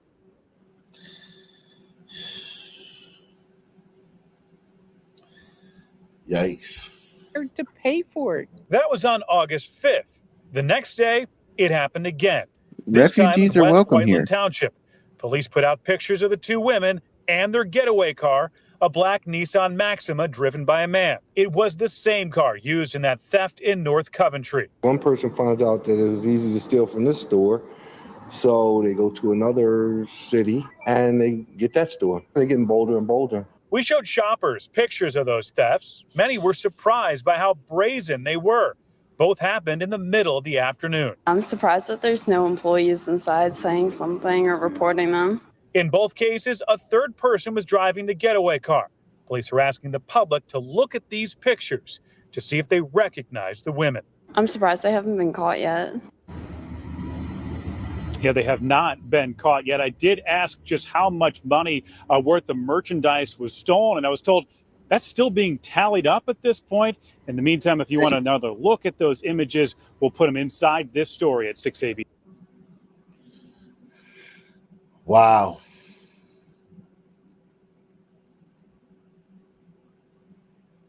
Wow. Unbelievable.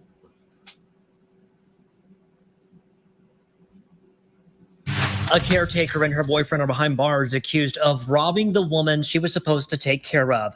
Thanks for joining us tonight at 9. I'm Scott Martin. I'm Morgan Martin. Shay has the night off. Now, according to court records, this is not the first time they've done this. I spoke with the Tulsa Police robbery lieutenant about how the case unfolded. It's new at 9.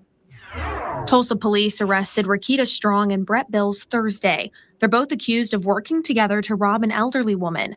Tulsa robbery lieutenant Justin Ritter says it happened at the end of July when TPD got a report that someone stole a woman's medical marijuana and jewelry from her home. The information we got was that basically she wakes up in the middle of the night to a suspect wearing all black and a ski mask, takes a blanket, puts it over her face, and says, "Don't move, don't say anything." Ritter says the victim complied, but the suspects took off. When we learned that this victim is under the care of a company that sends in caretakers to just basically watch her and take care of her. Ritter says that was their first lead, but when the detective on the case started digging into their own database, it's a report where the MOs are pretty much the same. In this report, elderly victim, home, under the care of a caretaker, has a bunch of jewelry start coming up missing. Luckily, there were cameras installed in that home, helping police catch who they later identified as Strong and Bills. I got a hold of that case's court documents from April of this year. They say that Strong sold jewelry to a local pawn shop 6 times between December 2023 and January 2024. A lot of the jewelry listed matched the description of items stolen from the victim. It also notes that Strong was a longtime seller of jewelry and was usually accompanied by her boyfriend, who police confirmed to be Bills. That's when officers made the connection to their current robbery investigation. At that point, we start digging into them a little more. Lo and behold, Rakita works for the same company that our robbery home invasion victim is using. Ritter says it's important to think twice about who you're hiring, and it never hurts to do some investigating on your own about who's coming into your or your loved one's home. There's nothing wrong with putting a camera inside your home to see what's going on. You know, I mean, if they don't like it, that's fine, but at least you'll have that peace of mind. Both Strong and Bills are in the Tulsa County Jail tonight, both on more than $100,000 bond. Now I'm digging more into the pair's criminal past, and I'll bring you those details on Fox 23 News at 10. $100,000 bond, that ain't shit. That ain't shit.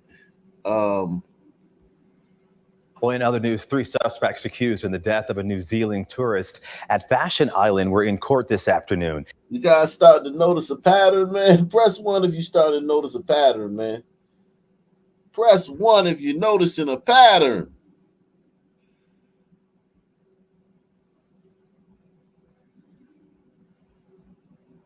And as KCAL News reporter Michelle Geely shows us, we're now learning more about the criminal record of one of those suspects. This is not a one-day cycle case. 3 LA County men accused of robbing a couple from New Zealand at Fashion Island Mall in Newport Beach and then killing the 68-year-old woman were in court for the first time. Several of the defendant's family members who were watching the proceedings Wednesday afternoon blew kisses to 18-year-old Malachi Darnell, 26-year-old Leroy McCrary, and 18-year-old Jaden Cunningham. The mayor of Newport Beach also attended to represent the McKay family. It's a mixture of anger and sadness. You know, it's that mixture. Niggas is in there blowing kisses at people that killed a 68-year-old woman in broad daylight in front of a fucking mall. They ain't got enough class to just know that that's inappropriate. That, you know, you do that behind closed doors, or you tell them you love them, then you call them, or you wink at them or something. They don't know that, niggas don't know that that's completely like against the social contract that we share in this country, man. You don't do that, man. You don't just come into court and be all demonstratively supporting some niggas that did some shit like that. Sit there stoically and you know what I'm saying, you look straight ahead, man. Sure of seeing three men who made really awful choices. And they took the life of someone who, by all accounts, has made a lot of really great choices in her life. You know, she had known her husband for 50 years. They were married for 47, and they're not going to make it to their 50th anniversary because of the acts of them. The trio allegedly attempted to steal a Rolex off of the arm of Doug McKay at gunpoint July 2nd. Police say his wife, Trish, was then thrown into the road at Fashion Island as the men went for her shopping bags. Good Samaritan Bo Bayless says he jumped in to try and save her, going after the suspects until one of them started shooting at him. Clotheslined him and took him out, and then I had to stop, and as I turn around, he's getting up, and we both start running because he's running for the car and I'm running after him. Prosecutors say the getaway driver, identified as Leroy McCrary, then ran Trish McKay over, dragging her body more than 50 feet across the parking lot. Court records show McCrary avoided prison time after a 2022 case in Santa Monica, where he was arrested on suspicion of armed robbery, again a case involving a gun and a Rolex watch. A plea deal put him on probation. He served a grand total of 5 days in jail. The arraignment today just continued it out to August 1st, which means they will be in jail for about a month. They will have been in jail for 4 times longer in this case than in a case where he pled no contest to a felony with a gun. The men didn't enter pleas at the arraignment and are being held on no bail. Cunningham, Darnell, and McCrary are expected to enter pleas on August 1st. They're eligible for the death penalty if convicted during a trial, or they could get the maximum of life without the possibility of parole. In Santa Ana. That New Zealand glider didn't realize where he was at walking around with a Rolex. No, he didn't. Once they see that, they know what a real Rolex looks like. Like, they're walking around Beverly Hills and Melrose looking for that. Like, they're not just happen to see you. They're hunting Rolexes. And these gliders just don't get that, man. And listen, man, I can understand it, man. Who thinks that people out here doing that like that? Even though you know there's crime, even though you know it's really bad out here. Like the couple earlier that won the jackpot at the casino and just drove home. Yeah, we all know that, like, you don't do that, but the average person, you just get in your car and you just drive home. Hey, shout out to the Good Samaritan, though. He saw 3 Sun men committing a robbery, and he decided to get involved. That's crazy. I wouldn't advise it, but hey, he did it. He survived it. So salute to him, man. He survived, man. Salute to that glider. An anti-gun activist now accused in a deadly shooting. Police say the murder at a child's birthday party over the weekend was likely revenge for his son's murder. Denver 7's Veronica Acosta explains why some say this could be worse for the community than other shootings. Nearly 1 year after his son was shot and killed, Mama Sayer Sr. is in. When we did this, so he's a boxer. I mean, MMA fighter or something like that. But I think he was and his dad was training him. And then this kid, yeah, he got killed. Like after a club, he went to a club and he got killed outside of a club at the let out or the parking lot pimp portion of the night. Yeah, we did this last year, and his dad's an anti-gun violence. Yeah, we did this. This is wild. This is crazy. Costa explains why some say this could be worse for the community than other shootings. Nearly 1 year after his son was shot and killed, Lumumba Sayers Sr. is in jail facing a first-degree murder charge. We're all hurting. We're all hurting for this. Commerce City police arrested Sayers Sr. Saturday afternoon after they say he shot and killed a 28-year-old man at Pioneer Park. The arrest affidavit says the anti-gun violence activist showed up to a child's birthday party, shooting the victim at close range. Police considering retaliation or revenge as a possible motive for the murder. Witnesses who were there Saturday say Sayers Sr. killed a friend of the person who was initially accused of killing his son, a murder now leaving some scratching their heads in disbelief. The reality is, when something like this happens, there are no winners. Topaz McBride, an Aurora community leader, says she spoke with Sayers Sr. a few weeks ago. She says he was struggling with his grief after the loss of his son. Even for someone who takes... Hell yeah, man. Hell yeah, he was struggling with that shit. He wanted revenge, man. And niggas be talking shit too. This is another thing that gliders don't really got to deal with. The person who killed your son usually is in prison. Or if not, they're not making TikToks bragging about it. They're not dropping rap songs talking shit about it. You're not hearing, you don't have to hear about like, yeah, dude said, it's like talking like shit about it. You know what I'm saying? Like, you know what I mean? You don't have to deal with that. Blacks, that nigga is out and he's like not hiding. Like he's at a cookout at a park. I mean, he's at a park. At a birthday party. He's at the club. He's at the mall walking around with no bags, just chilling at the mall, macking bitches. He done killed your son and shit. Like, this nigga's not hiding. He's not like, his shades aren't drawn. You know what I'm saying? He's just out. And he's bragging about it. It's part of who he is. Yeah, I'm a killer. Yeah, I shoot it. Yeah. You know what it is. You know how we do and shit like that. Niggas taunt you without even really taunting you. Their normal, everyday modus operandi is a taunt. And that'll drive somebody crazy like this.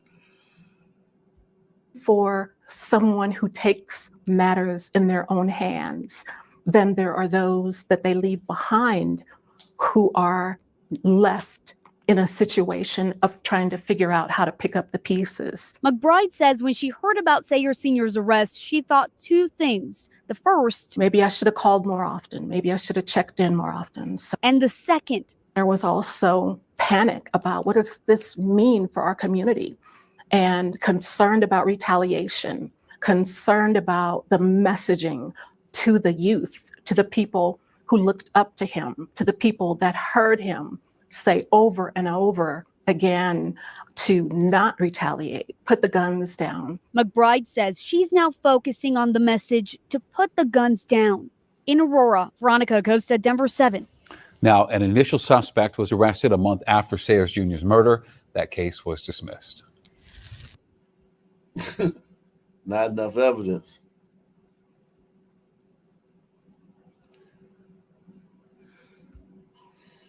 Out of Commerce City, where a man known for trying to help get kids off the street and away from violence, who's also the executive director of an anti-violence organization in Aurora, is now under arrest in connection with a deadly shooting over the weekend. And we've learned a man was killed at that very busy park, and investigators say when those shots rang out, that park was filled with families enjoying the weekend. Channel 2's Vicente Arenas has the latest. We are hearing from a witness, that man saying that at one point he heard gunshots, then saw the suspect walk to a vehicle and then come back. A short while later, Commerce City police were at the park. This is the man police arrested after a deadly shooting in Commerce City over the weekend. This is video of Lumumba Sayers speaking with Fox 31. At the time, Sayers was the executive director of the Heavy Hands, Heavy Hearts Center in Aurora. It's a place geared toward helping youth and adults stay away from violence. In the story, he talked about the Gloves Up, Guns Down program. Sayers' son was later killed in Denver's Five Points neighborhood. Now Sayers has been arrested, taken into custody after a man was killed at Pioneer Park in Commerce City on Saturday. This witness said he heard the gunshots and then saw a man standing with a weapon. The witness also said the man who fired the weapons went to his vehicle, then returned to the scene of the shooting. Commerce City police say Sayers did not attempt to run. 4 people died in shootings over the weekend in Commerce City. It's definitely an anomaly for us. It was not a typical weekend and probably one of the most violent we've ever seen in Commerce City. We're told Pioneer Park was filled with people when the shooting happened. Sayers made his first appearance before a judge this morning and is expected to make another appearance on Thursday. He's being held on $1 million cash bond. At the Commerce City Police Department, Vicente added.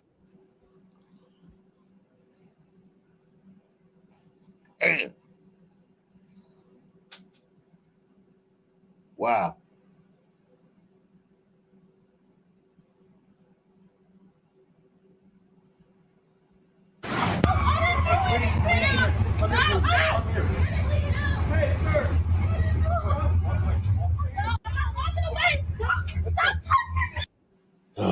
Come on, y'all. Let's see if we can get 5 people to take the $5 challenge in the next little while, man. Support the channel, man. We got 3. Are you not being entertained? Are the 350 y'all not being entertained? Let's go.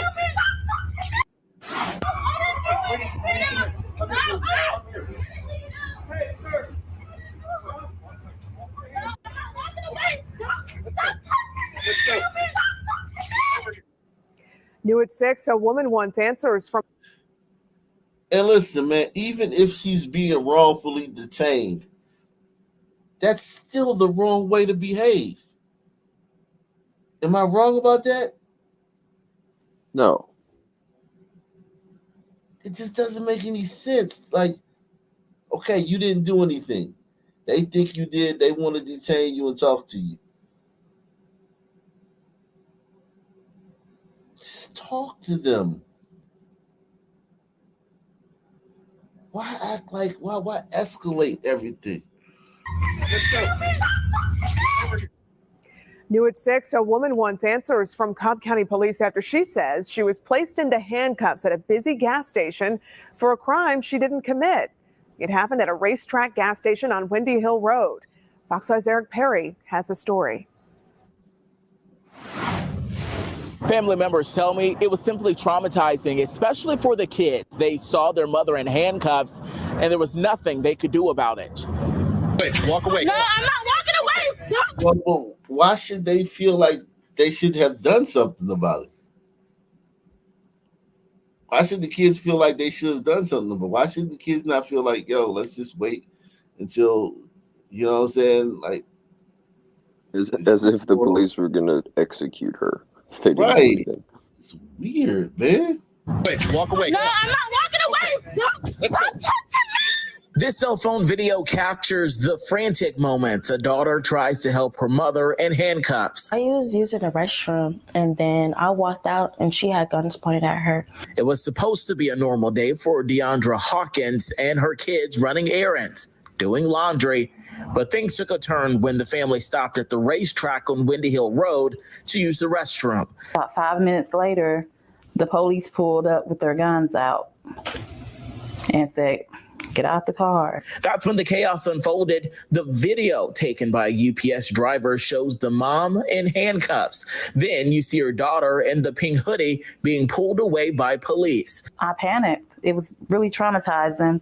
You know, my son is autistic. The question is, why? Hawkins claims Cobb County police mistook the mother of 3 for a wanted bank robber and never said why she was being handcuffed and detained until afterwards, when police eventually released her at the scene. The suspect that they were looking for was tall and slim, and that didn't fit any of us. They separated us and made us sit in cop cars. My son was on the ground. Attorney Kayla Bumpus represents the family. She says they want better training for officers. We think it needs to be. What the fuck? They out here running around looking for a bank robber and shit. Talking about they need better training. What the fuck does that mean? Better training what? They thought it was her. They thought she was the bank robber. They detained her. What more training do they need? To never make a mistake? They need training on to never get the wrong person, never confuse a suspect with somebody else. Like, that's the only training they need on perfection. Press one. I think they just want them to just leave some people alone. Just never approach them.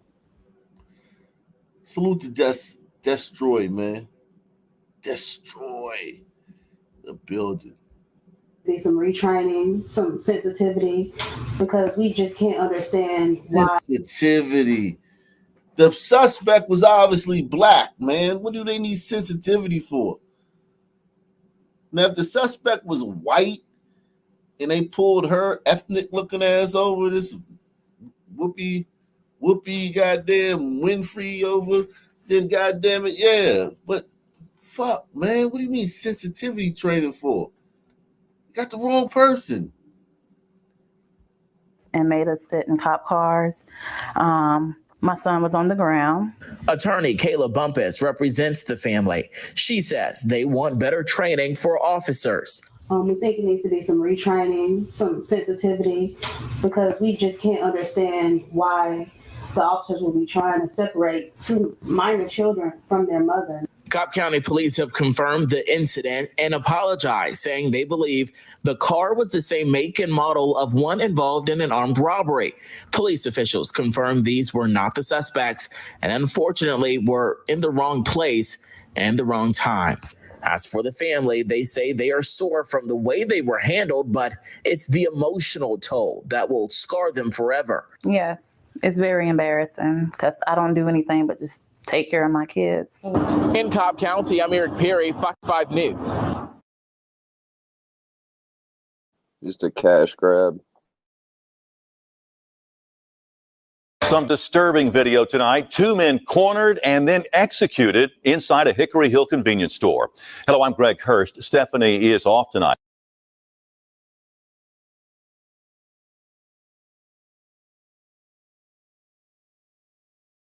And then executed inside a Hickory Hill convenience store.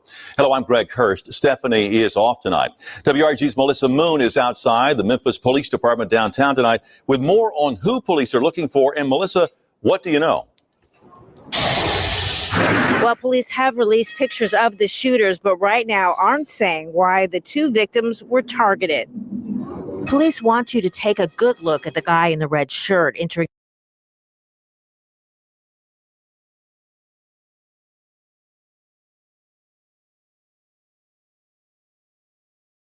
the sicko.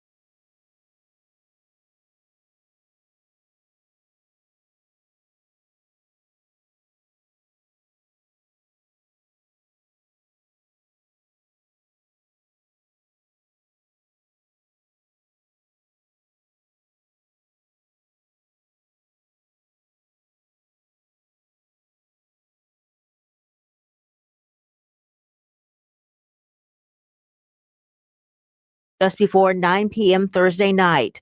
He goes straight to an ATM, but he's not there for money. Seconds later, he's joined by another man, a second assassin, who walks through the doors with a gun drawn. Both start shooting at two men inside. All of a sudden, I heard the sound of shooting, like pop, like that. Then, I just, like got on the floor.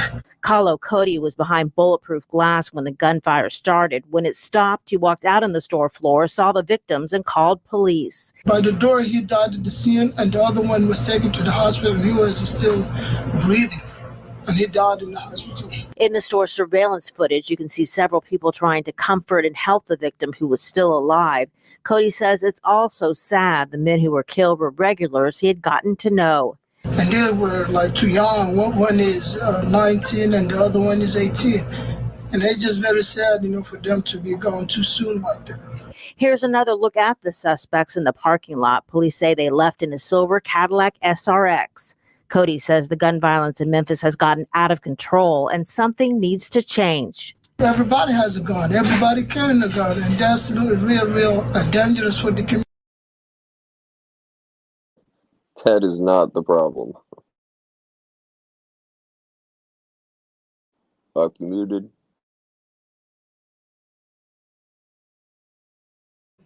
Constitutional carry in a sun area. Nah, that is a problem though, KB. Because they didn't have sons with weapons. Just no constitutional carry, not sons with weapons. I'm talking about like where you can just go to the gun store and buy a gun. Like you don't have to have a license, you don't have to pass a background. You just go to the store like you buying cigarillos, you buy a gun. And all the sons are riding around with guns. Yeah, I got you. You definitely need like background checks and shit where I'm from, so I didn't really realize it's that's a pretty big difference. Carry. It's constitutional carry, man. You got the constitutional right to carry a gun. It's part of your constitutional right, like breathing. And that shit, a lot of that was enacted by Republicans after the defund the police movement. But they thought that it was going to help like innocent people, civilians defend themselves from the criminals. Nah, man, that shit just made. Now you just got a bunch of sons running around with guns. Now, again, those suspects were driving a silver Cadillac SRX with the Tennessee tag number 4TG162. If you spot it or have any information that can help investigators, call Crime Stoppers. That number is 9. Them boys is cooked, man. Hey, they're coming for you in the comments. What they saying? They said everybody got to get a background check. I don't know. Okay, background check. All right, fine. Background check. Then I misspoke about that. But still, you can just go to you can have a gun. Like, say you a son, right? And you don't buy your gun at a gun store. Say I'm a son and I buy my gun from Jamar Quavius, right? I get to just walk around with that gun on my hip or in my fucking in my waistline. Yeah, I see your point now, because if it's that easy to carry it around and that's not illegal or anything, like they're just gonna have a gun on them at all times, increasing the likelihood of gunfire erupting. Yeah, exactly. Cops ain't gonna press you out for walking. If a cop is stationed at the gas station and you got a Draco on your waistband, the cop ain't gonna say nothing to you. He's just gonna look at you and look back down to whatever you're doing, because that's constitution. You have the constitutional right to carry a gun.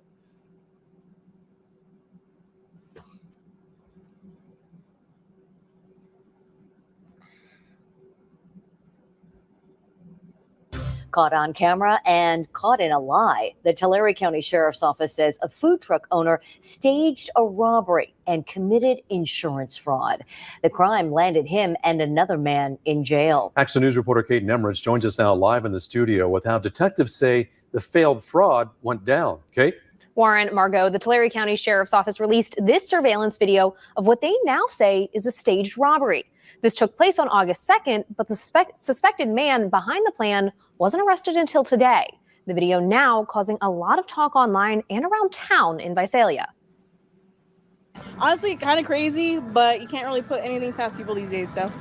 I thought it was crazy. You hear about that happening in like big cities and like on TV or something like that, but for somebody to do that kind of like fraud here in Visalia, like you don't see that happening a lot. The Tulare County Sheriff's Office says they were called out to Caldwell and 99 in Visalia on August 2nd for a robbery of a taco truck. The owner, Pablo Serrano, told deputies 2 men took more than $800 in cash and an $80,000 pickup truck he uses to tow his food trailer, even handing over this surveillance video to officers showing the crime. While reviewing the video, another call came in. And almost simultaneously, we got a call for a vehicle on fire in the Lynn Cove Woodlake area. Lieutenant Gunderman says while responding, they found Juan Mendez walking down the road not far from the truck. They quickly tied the truck back to Serrano and Mendez to the surveillance video. Mendez was arrested, and that's when Lieutenant Gunderman says he revealed the plot. At that point, detectives were led to believe that a meeting had taken place a couple weeks prior on July 19th. They were able to confirm that meeting did take place via video surveillance. The next day, investigators say Serrano made an insurance claim for his burned vehicle.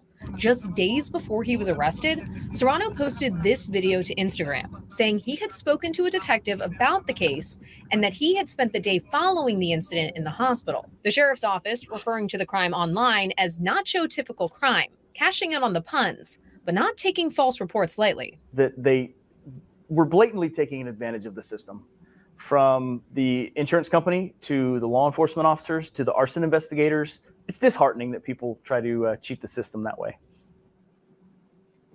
Serrano was arrested on charges of conspiracy to commit a crime, arson, and insurance fraud. He is being held on a $150,000 bond. Yeah, he didn't do a very good job of making him resist look good. You know, he sold it. Yeah. First came the threats and then the attack on a beloved deli owner in East Oakland.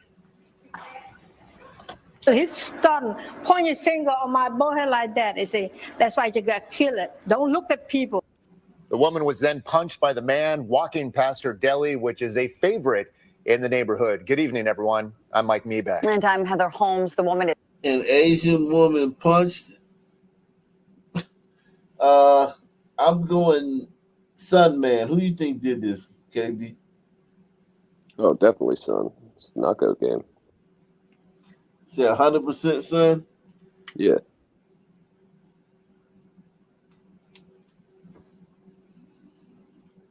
Yeah, I'd love to be wrong. The woman was then punched by the man walking past her deli, which is a favorite in the neighborhood. Good evening, everyone. I'm Mike Meeback. And I'm Heather Holmes. The woman is speaking out tonight and also sharing photos that she took of the attacker. New at 5, our crime reporter Henry Lee, live tonight in Oakland with more on the story. Henry? Yeah, well, the deli owner tells me what happened to her was wrong and that no one deserves to be treated this way. It turns out this deli is not the only business to fall victim to his anger. Vannery Neth has owned MacArthur Deli in East Oakland for 26 years. She was standing in the doorway of her business on Monday when a man on the sidewalk confronted her. Say, what you looking at? That's why you got killed when you steal people. I said nothing. The man stuck his finger in her forehead, repeating that she could be killed for staring at people. As he walked away, she took these photos of him. But the man... Jamal Adams, man. I was wondering what Jamal Adams been doing since he lost Congress seat, man. God damn, man. Jamal Bowman? What's that? Jamal Bowman, that's right. Yeah, I meant to say Jamal Bowman, man. I got my black politicians from New York mixed up, man. Jamal Bowman, man. Yeah, man. Look at Jamal Bowman, man. He need a haircut too, man. He was just trying to teach her a lesson. Don't stare at people. That's true, man. Like, yeah, if an old lady's looking in your direction a little too long, man, you go up to her, you put your finger into her forehead, say, bitch, don't be looking at me. You could die for some shit like that. Then you punch her in the face. That's like normal behavior. I think so. I think any man who here has never, Who here has never, like, punched the old lady in the face for looking at him funny? I can remember when I learned the lesson that this Sun Man was trying to teach her. I was on a subway. I was like maybe 10 years old in New York, and I was looking at a Sun Man on the platform. And as the doors were closing, he saw me looking at him, and he started walking over to me like, "What are you looking at?" And I was just this little ass kid, like, "Oh, okay, you're not supposed to do that." Yeah, I had that happen to me before, man. I used to stare at motherfuckers all the time when I was coming up. They called it gritting. Back in DC, they called it gritting on people, mugging, mean mugging. And I used to do that shit to people all the time. Look at people hard and shit. Motherfuckers, older. I remember one time we was at McDonald's. An older dude called me. I was like, "Look, motherfucker, I'll kill you." And the people I was eating with, I was with my neighbor and their family. And it was like that motherfucker said, "Motherfucker, you know the fuck you looking at? I kill you, motherfucker, out in this picture." And everybody was like, just like stunned, like, why is this grown man looking at talking to this? Like, I was like, I was probably like 14 or 15, I think, like that. That shit was crazy, man. I was scared as shit, but that's what kids did in those days, man. They called it mean mugging, looking at motherfuckers like you, like hard and shit, looking them up and down and shit. I guess it's an important trait to have in the community. Yeah, well, the deli owner tells me what happened to her was wrong and that no one deserves to be treated this way. It turns out this deli is not the only business to fall victim to his anger. Vannery Neff has owned MacArthur Deli in East Oakland for 26 years. She was standing in the doorway of her business on Monday when a man on the sidewalk confronted her. Say, what you looking at? That's why you got killed when you steal up people. I didn't say nothing. The man stuck his finger in her forehead, repeating that she could be killed for staring at people. As he walked away, she took these photos of him. But the man noticed her taking pictures, ran back, and tried to grab her phone before punching her in the face. He got mad at me, swing me in there, and I hit it to the door. She has a bruise on her face. The impact also caused her head to slam into the doorframe. But it wasn't over. The man went to Charlie's Las Palmas restaurant nearby, where employee Maria Castellon says he demanded some fish. Hey, give me the fish right now. Hurry, hurry. Come on. She says frightened staff gave him a red snapper worth $17 to placate him, and he ran off. I'm upset. Really, really, really. They gave him a red snapper. Every time I go to these restaurants, they say it's 30 minutes on the red snapper, man. They just so basically that's a lie. If they really scared, man, they can make that red snapper appear, because fish is made to order, man, at these joints, man. That's crazy. Isn't over. The man went to Charlie's Las Palmas restaurant nearby, where employee Maria Castellon says he demanded some fish. Hey, give me the fish right now. Hurry, hurry. Come on. She says frightened staff gave him a red snapper worth $17 to placate him, and he ran off. I'm upset. Really, really, really upset. Because I'm taking care of the security of my co-workers. Back at the deli, many customers were upset by the attack. Ness, an immigrant from Cambodia who's a mainstay in the community, so much so everyone calls her auntie or mama. That's so disappointing. She don't deserve nothing like that. This lady don't bother anybody. She's so sweet, and the best food too, fresh all the time. Deli sits in a neighborhood that's been plagued by violence. I have been robbed twice. One time they had one man and one girl came here with shotgun. But Mama's sandwiches will soon be no more. She already had plans to retire next year and sell the deli. It's not safe in here. People beat you up. I'm an old, 68 years old woman, and it's crazy. Oakland police are trying to identify the attacker, and anyone who may know who he is asked to come forward. Live in Oakland. Man. Our crime reporter Henry Lee is here now after talking with the woman and her attorneys, who say state law and the department's own policies bar officers from using jaywalking as a pretext for stopping people. Henry. Heather, they tell me jaywalking isn't a crime unless safety is an issue. In this case, the woman says it was her safety that was threatened by the police. Like, what did I do wrong? I'm literally just walking across the street. Christian. God damn, it's always yo, man. So it's a rough jaywalking citation. We're the only ones that like are out here interacting with police, man.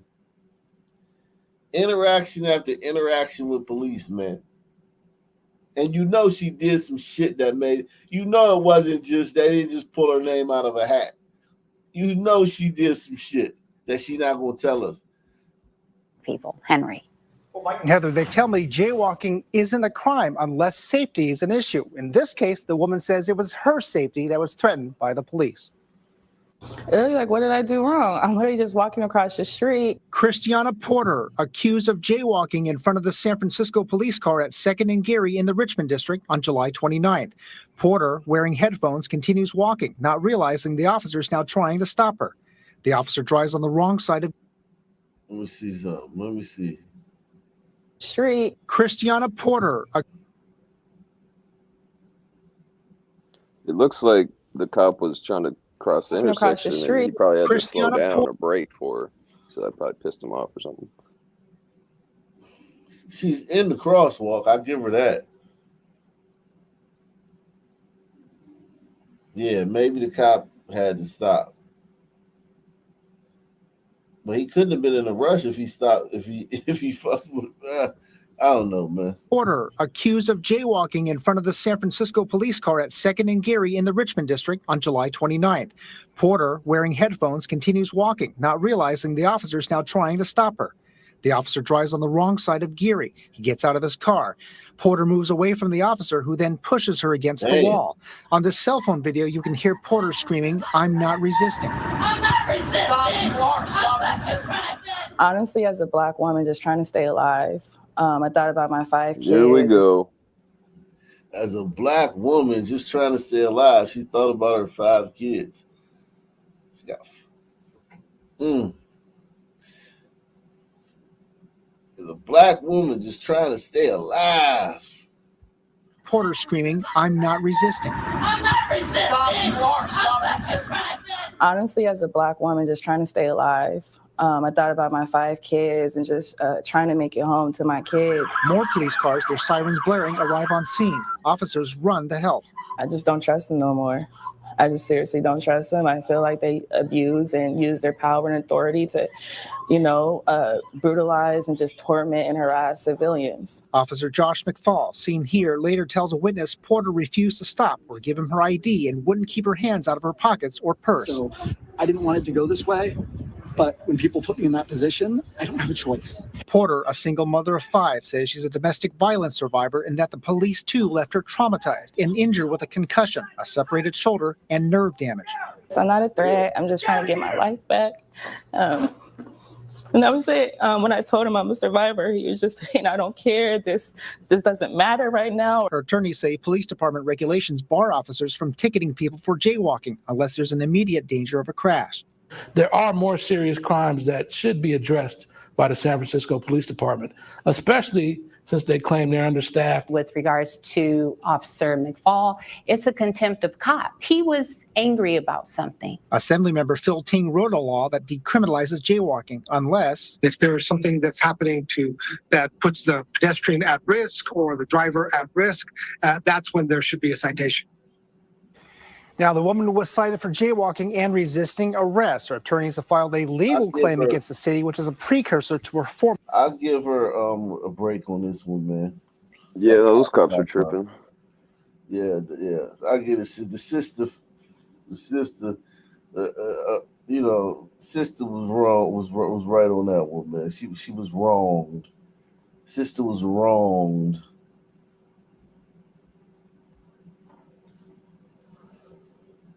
Sorry that happened.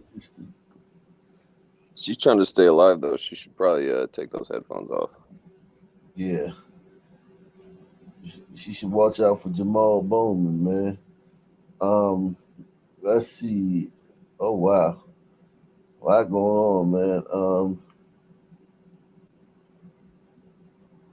Surveillance video shows a mother doing her job, setting up her flower display. As soon as she walks off to get more flowers, she is shot. Bullets hit both of her Wow. feet. It happened Saturday as soon as she arrived to work at a Wow. flower stand on Fordham Road. She is one of many innocent victims recently caught in gang and street violence. Sí, claro que tengo miedo. She tells Pix 11 News in Spanish she is in a lot of pain, afraid to go outside, let alone back to work. Overall, gun violence is down in the city, but that's not the case here in the Bronx. Recently, there's been a spike in shootings in the confines of the 40th, 42nd, 46th, 48th precincts. The 44th precinct is most concerning. The 4-4 precinct, which leads the city. Chief Keon Ramsey says what the South Bronx has been dealing with over the past couple of weeks is part gang war. We're seeing a shooter that is indiscriminately just shooting into groups, looking to hit one target, and then we'll get a call, and that one target will be there, and then we'll get several walk-ins into hospitals. So very concerning, the type of shooter that we're dealing with in the last couple of weeks. And part quality of life issues, people drinking on the streets and partying. So we're seeing barbershops turn into clubs. We're seeing corners with scaffolding turn into clubs, mechanic shops. So anywhere people want to gather socially, it's not the traditional nightclubs anymore. In many cases, a simple argument could lead to someone pulling out a gun.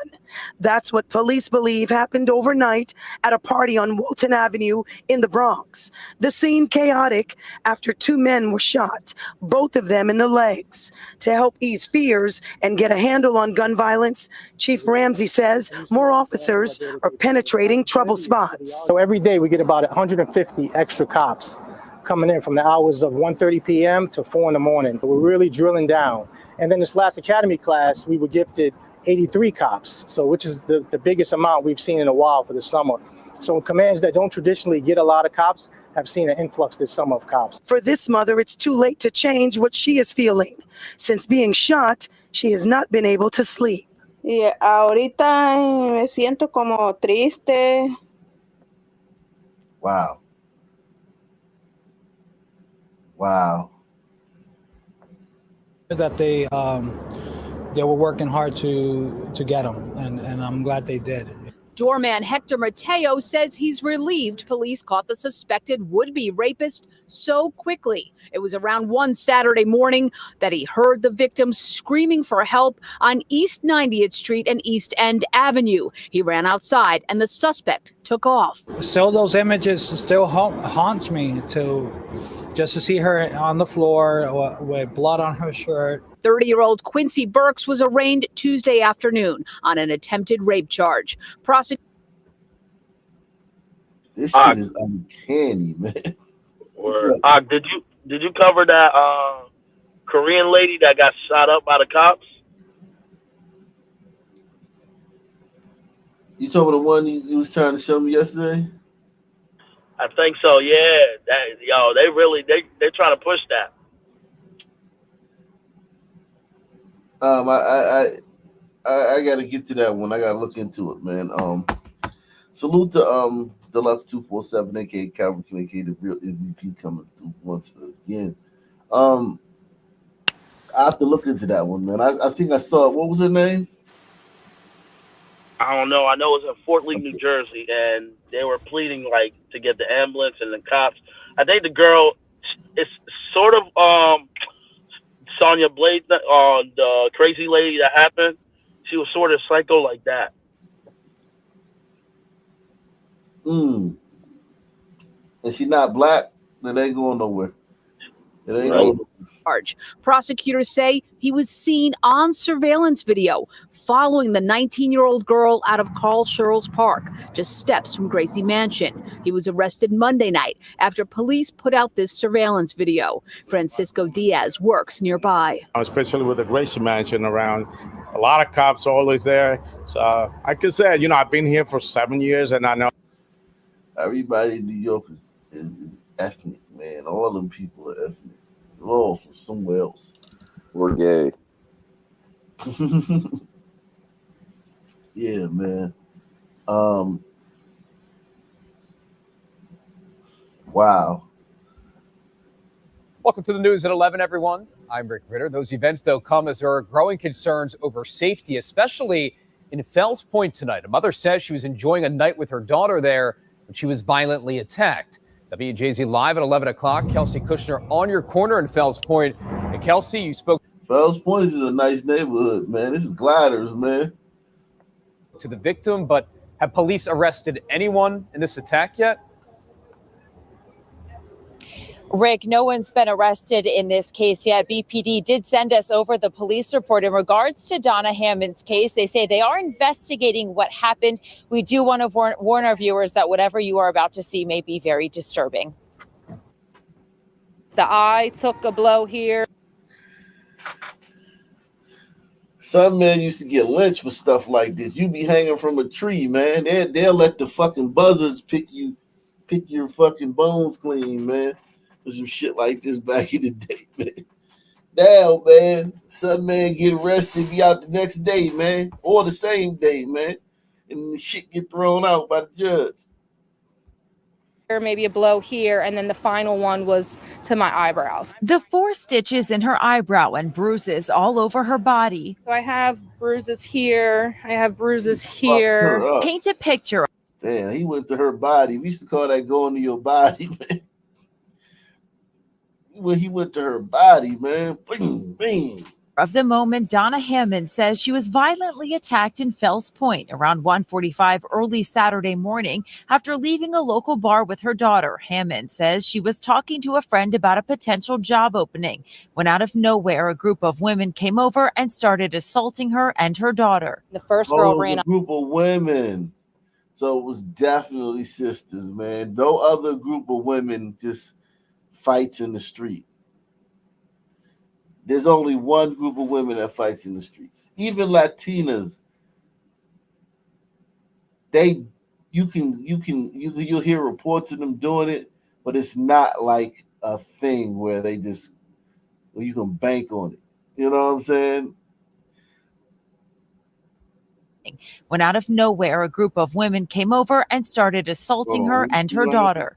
Hammond says she was violently attacked in Fells Point around 1:45 early Saturday morning after leaving a local bar with her daughter. Hammond says she was talking to a friend about a potential job opening when out of nowhere a group of women came over and started assaulting her and her daughter. The first girl ran up and punched me twice in the face.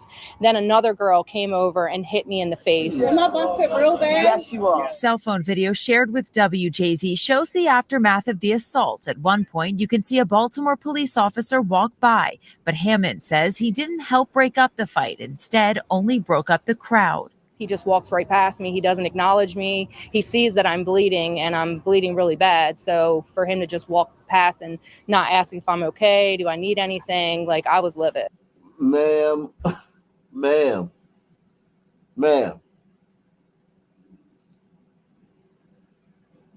This is listen, Fells Point, your neighborhood's gone. You got a nice neighborhood. Do you see your Mayor Afro that you voted for? Yeah, you voted for Mayor Afro, man. That's a good area. My friend lives there. Yeah. It's very nice here. They have these stories though all the time though, where sunmen come through and raise havoc, but it's never the people from Fells Point. It's always some outsiders. Yeah, man, I get her. The cop sees her bleeding and just keeps on walking. But down there, like when the sons come there on the weekend to hang out, because it's like a hangout spot on the weekend. When the sons come down there to hang out on the weekend, that cop has to be judicious with what he gets into, man, because he can lose his job. He can end up in prison because situations get out of control. So I don't blame any officer for not, being proactive in an area where it's a bunch of sons, man. Just be a presence, man. Yeah, if he had went over to her and turned his back, he could have been attacked too. If there's a crowd. Yeah. Or the girls could kept beating her ass in front of him, and he had to pull them off of her. And while pulling the girls off of her, the black girls off of her, and you know what that is and how that looks on camera. I'm bleeding and I'm bleeding really bad. So for him to just walk past and not asking if I'm okay, do I need anything? Like, I was livid. She says she wants justice for what happened and whoever did this to come forward. I would like for them to be held accountable. Now, again, BPD do tell us that they are investigating this case, and it is worth noting that they have increased their patrols in areas like Fells Point and even Harbor East in the summertime on weekends in wake of the recent crime. Reporting live tonight, Kelsey Kushner for WJZ. Recent crime? You mean the recent niggas coming down there on weekends and hanging out at the bars? Not recent crime. Recent influx of niggas.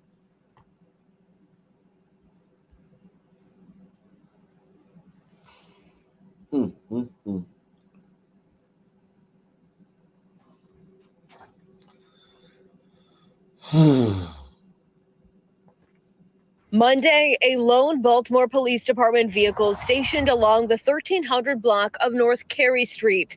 The police presence coming after a shooting Saturday night. 1300 North Carey for the shot spotter. The victim, a 36-year-old man. 2100 was notified and a lab was requested. Fox 45 News learning the victim is a current Safe Streets worker at the Sandtown Winchester site. That building less than a half mile from where the victim was shot. While the Mayor's Office of Neighborhood Safety and Engagement, or MONSE, oversees the program and its 10 locations around the city, Catholic Charities and LifeBridge Health operate the site. The Sandtown Winchester Safe Streets site operated by Catholic Charities. MONSE and Catholic Charities confirming the victim is a violence interrupter, but will not say how long he has been employed by the program. Ma'am, in reference to the shooting, do we have any suspect information? Baltimore police not releasing any suspect or motive information, only telling Fox 45 News it's an open investigation. The latest shooting comes just weeks after a former Safe Streets employee, Brandon Tucker, was shot also along North Carey Street. Get over to Carey Street so we can shut this block down. So this group that's here to interrupt violence has had 2 members shot in the last week.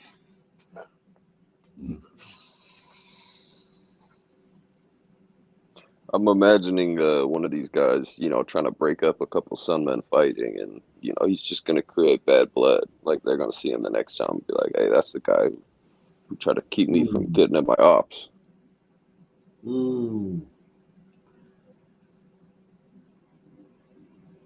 Maybe so, man. Maybe so. Maybe so. You might be right. That sounds like a plausible scenario, man.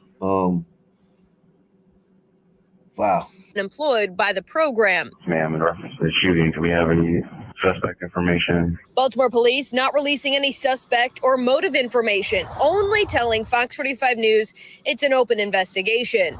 The latest shooting comes just weeks after a former Safe Streets employee, Brandon Tucker, was shot also along North Carey Street. Get over to Carey Street so we can shut this block down. We have a crowd forming. We need crime scene tape-up. Let's go. Tucker later died from his injuries. He worked at the Penn North Safe Street site located around the block from where he was shot. Catholic Charities also running that site. The organization says Tucker was a violence interrupter from April until mid-May of this year, but did not provide an explanation for a short employment history with the program. We questioned Mayor Brandon Scott about the apparent string of shootings within the Safe Streets boundaries. Are you concerned about anything going on in that area and potentially retaliation or any illegal activity taking place? Well, listen, we're talking about Penn North, right? I think that everyone knows this is why we have such a heavy police presence there. This is why we have Safe Streets there, because you're talking about a neighborhood that has had extreme levels of violence. Wow. Penn North. Longer than I've been on the planet. Mayor Scott adding anytime there's a shooting, retaliation is a risk. If Safe Streets workers are getting shot, should the program pause until they figure out what's going on? No. because when police officers get shot, we don't say we're not going to have police officers. Meanwhile, in a joint statement from Monzi and Catholic Charities, the organizations say the victim was shot while he was off duty, adding, quote, They comparing these guys to police officers. These guys are just old unks, old ex-con unks that get hired to come, wear a jacket like a orange jacket and walk around the neighborhood and I guess, try to mediate beefs and shit. And gets paid by the city. This is disgusting. A lot of this is a racket too, you know what I mean? Yeah, that was the first word I was thinking of, racket. It's just some bullshit. These guys probably still in the streets. Got shot, on some personal shit. Monzi will continue working closely with Catholic Charities and site staff to finalize details for a shooting response in the community later this week. Immediately, Catholic Charities has activated trauma supports to ensure the well-being of the Sandtown site staff. Now, BPD tells me that this shooting in the Sandtown area, as well as the Penn North shooting, are being investigated separately, and it's too early to tell if they could be connected. Meanwhile, Monzi. Salute to Economics A111, man. Salute to you, man. He says, tell every some person y'all know that Kamala might move us towards socialism. Then tell them they are too stupid to understand why. Just don't vote. Good luck on that one, man. Sons don't vote on issues. Yeah, they don't vote on issues that deep, man. Sons vote on, that's why they're doing the joy. That's why they're talking about joy, bringing joy back and shit, because they know that that's an easy thing for sons to, gravitate to. Joy, yeah, they bringing joy back, man. We happy now, man. Is that like a slogan for Kamala or something? Yeah, bringing joy back. That's the thing. We're bringing the joy back. Security guard tells me she isn't quite ready to go on camera out of concern for her own safety, but tells me her SUV has been recovered. It's unclear if a registered firearm, she says, was in her SUV, has also been found. People say they hope those responsible are captured soon. Here in Fells Point, a female security guard calls for help just after 4:30 Monday morning. They tearing these white people neighborhood up. God, go. Morning, and reports she had been carjacked at gunpoint. Carjacking, 601 South Bond, 601 South Bond at H&S. Security who works at the location was in her truck. Females armed with shotguns just carjacked her. Her gun was in the vehicle as well, and it was taken. Over the radio, dispatch puts out a bolo or be on the lookout. Black Chevy Tahoe, Maryland tag of 067, Lincoln 48. While patrol officers canvass the city streets. Notify the southeast to start going down Eastern Avenue looking for these vehicles. The SUV, according to the victim, was in fact later recovered in West Baltimore, but it's unclear if police found the registered firearm she says was also stolen. Over the phone, the woman telling Fox 45 News, I was parked on Bond Street and a car pulled up beside me. A young man stood in front of my vehicle with a shotgun, and another was on the side of my vehicle with another shotgun. They ordered me out of the car. Two number one males, full frame mask, long sleeves. They took off. You know what number one male is, right? Over the police scanner. I can only assume. Yeah, number one male is black. Number two is white. Three is Latino. Frame mask, long sleeves. They took off on Bond Street, made a right onto Eastern. They had 3 vehicles with them. All of them are black. One possibly a Honda Accord, one a 4-door sedan as well. The vehicle taken was a black Chevy Tahoe. That's crazy. Workers at the bakery were surprised by this specific crime, but overall not shocked. This summer, Fells Point has experienced some incidents, from large and at times unruly crowds to even gun violence. This, the latest. It's not really surprising because Baltimore is just, it's really sad. I hope they find whoever did it and fast. I also asked BPD if they believe this group of suspects is responsible for any other crimes. I'm still waiting to hear back. Reporting live in Fells Point, Alexa Ashwell, Fox 45 News. I'm Mary Bubala. Thank you for watching. Here's another video for you to watch. Also take some time to subscribe to our YouTube channel.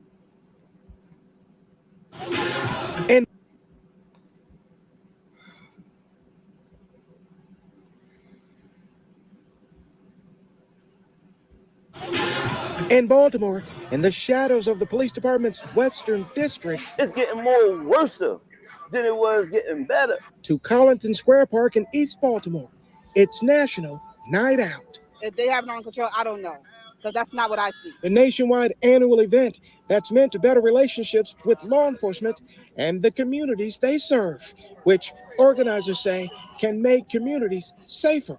But residents say feeling safe is just as important.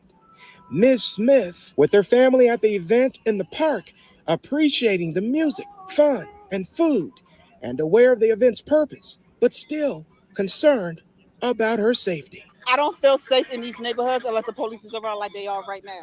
When they decide to leave and they start disappearing one by one, I'm going to disappear too.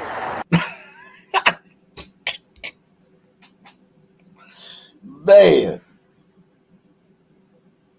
Man, oh man. These sisters are so funny, man. These sisters are so funny, man. The police, as a black woman, man, when I get approached by the police, I'm just trying to survive. Yeah, right. Event's purpose, but still concerned about her safety. I don't feel safe in these neighborhoods unless the police is around like they are right now. When they decide to leave and they start disappearing one by one, I'm going to disappear too. According to the mayor's office, crime numbers are trending in the right direction, with homicides down 28% from last year and non-fatal shootings down 36% from last year. Still, for Smith, some worry, notably over gun violence. I just know that I walk the streets every day, and there's always something going on. Two people could be having their little argument, their little shooting. We're not involved, but we still get shot, even though we're not involved with whatever's going on with them. It's just being a standby, just getting shot for no reason whatsoever. Over West Side, the same event, but different point. Another resident with his thoughts on feeling safe on this year's National Night Out. I've been in the city all my life. I ain't nowhere in the world I'm going to feel like unsafe in my city. No. Yes, every day. Every day I take precaution walking down my steps in my house. So every day you gotta come out here and take precaution walking out here. You know, you never know. The unexpected can always happen. I'm Mary Bubala. Thank you for watching. Here's another video for you to. He scoffs at the idea of feeling safe and says, yeah, I take precautions. Walking down the steps of my house. Can always get more worser. I'm telling you, man. Fuck, man. Great show, guys. Everybody who hasn't subscribed, please subscribe, man. Everybody who's not a member of the channel, please join the channel, man. Get a channel membership, man. Salute to everybody out there, man. Same black time, same black channel. I'm out of here. Peace out. Salute.